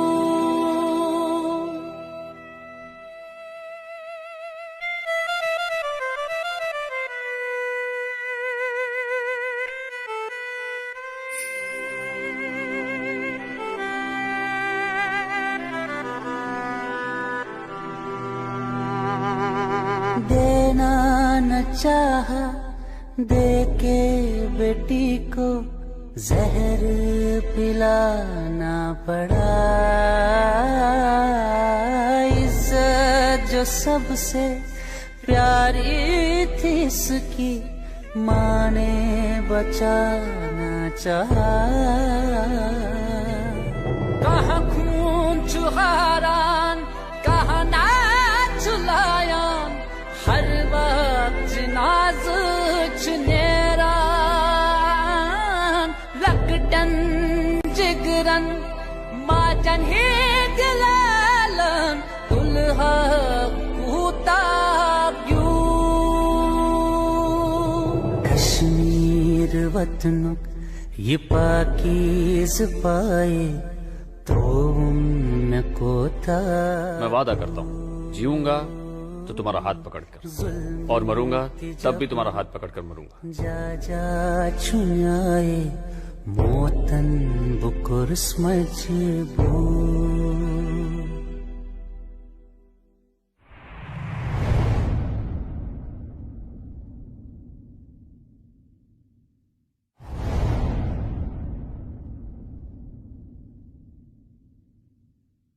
आज समय ने करवट ली है और स्वतंत्र भारत के सशक्त गृह मंत्री व प्रतिबद्ध प्रधानमंत्री की बदौलत पुनः घाटी में प्रकाश की किरणें फूटी हैं। हम समस्त कश्मीर और उसकी आवाम के मंगल की कामना करते हैं। मैं संकल्प प्रस्तुत करता हूं, भारत के संविधान के अनुच्छेद 370 के खंड 1 के साथ पठित अनुच्छेद 370 के खंड 3 द्वारा प्रदत्त शक्तियों का प्रयोग करते हुए राष्ट्रपति संसद की सिफारिश पर यह घोषणा करते हैं कि यह दिनांक जिस दिन भारत के राष्ट्रपति द्वारा इस घोषणा पर हस्ताक्षर किए जाएंगे और इसे सरकारी गैजेट में प्रकाशित किया जाएगा, उस दिन से अनुच्छेद 370 के सभी खंड लागू नहीं होंगे। 370 आज हटने से हमारा पूरा देश आजाद हो गया है। 370 से देश की इकोनॉमी आजाद हो गई है। 370 हटने से जो मिलिटेंसी है वो खत्म हो गई है। मोदी जी ने कहा था सबका विकास सबका विश्वास, वो विश्वास आज उन्हें कायम कर दिया है। जो सपना सरदार वल्लभ भाई पटेल का था, बाबा साहब आम्बेडकर का था, डॉक्टर श्यामा प्रसाद मुखर्जी का था, अटल जी और करोड़ों देशभक्तों का था, वो सपना अब पूरा हुआ है।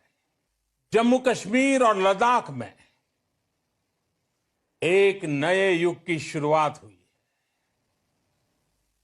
अब देश के सभी नागरिकों के हक भी समान है और दायित्व भी समान है।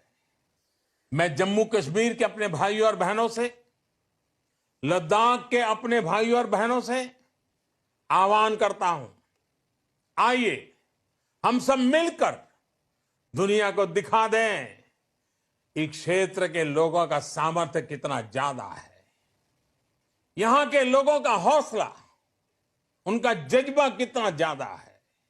आइए हम सब मिलकर नए भारत के साथ हम नए जम्मू कश्मीर और नए लद्दाख का भी निर्माण करें।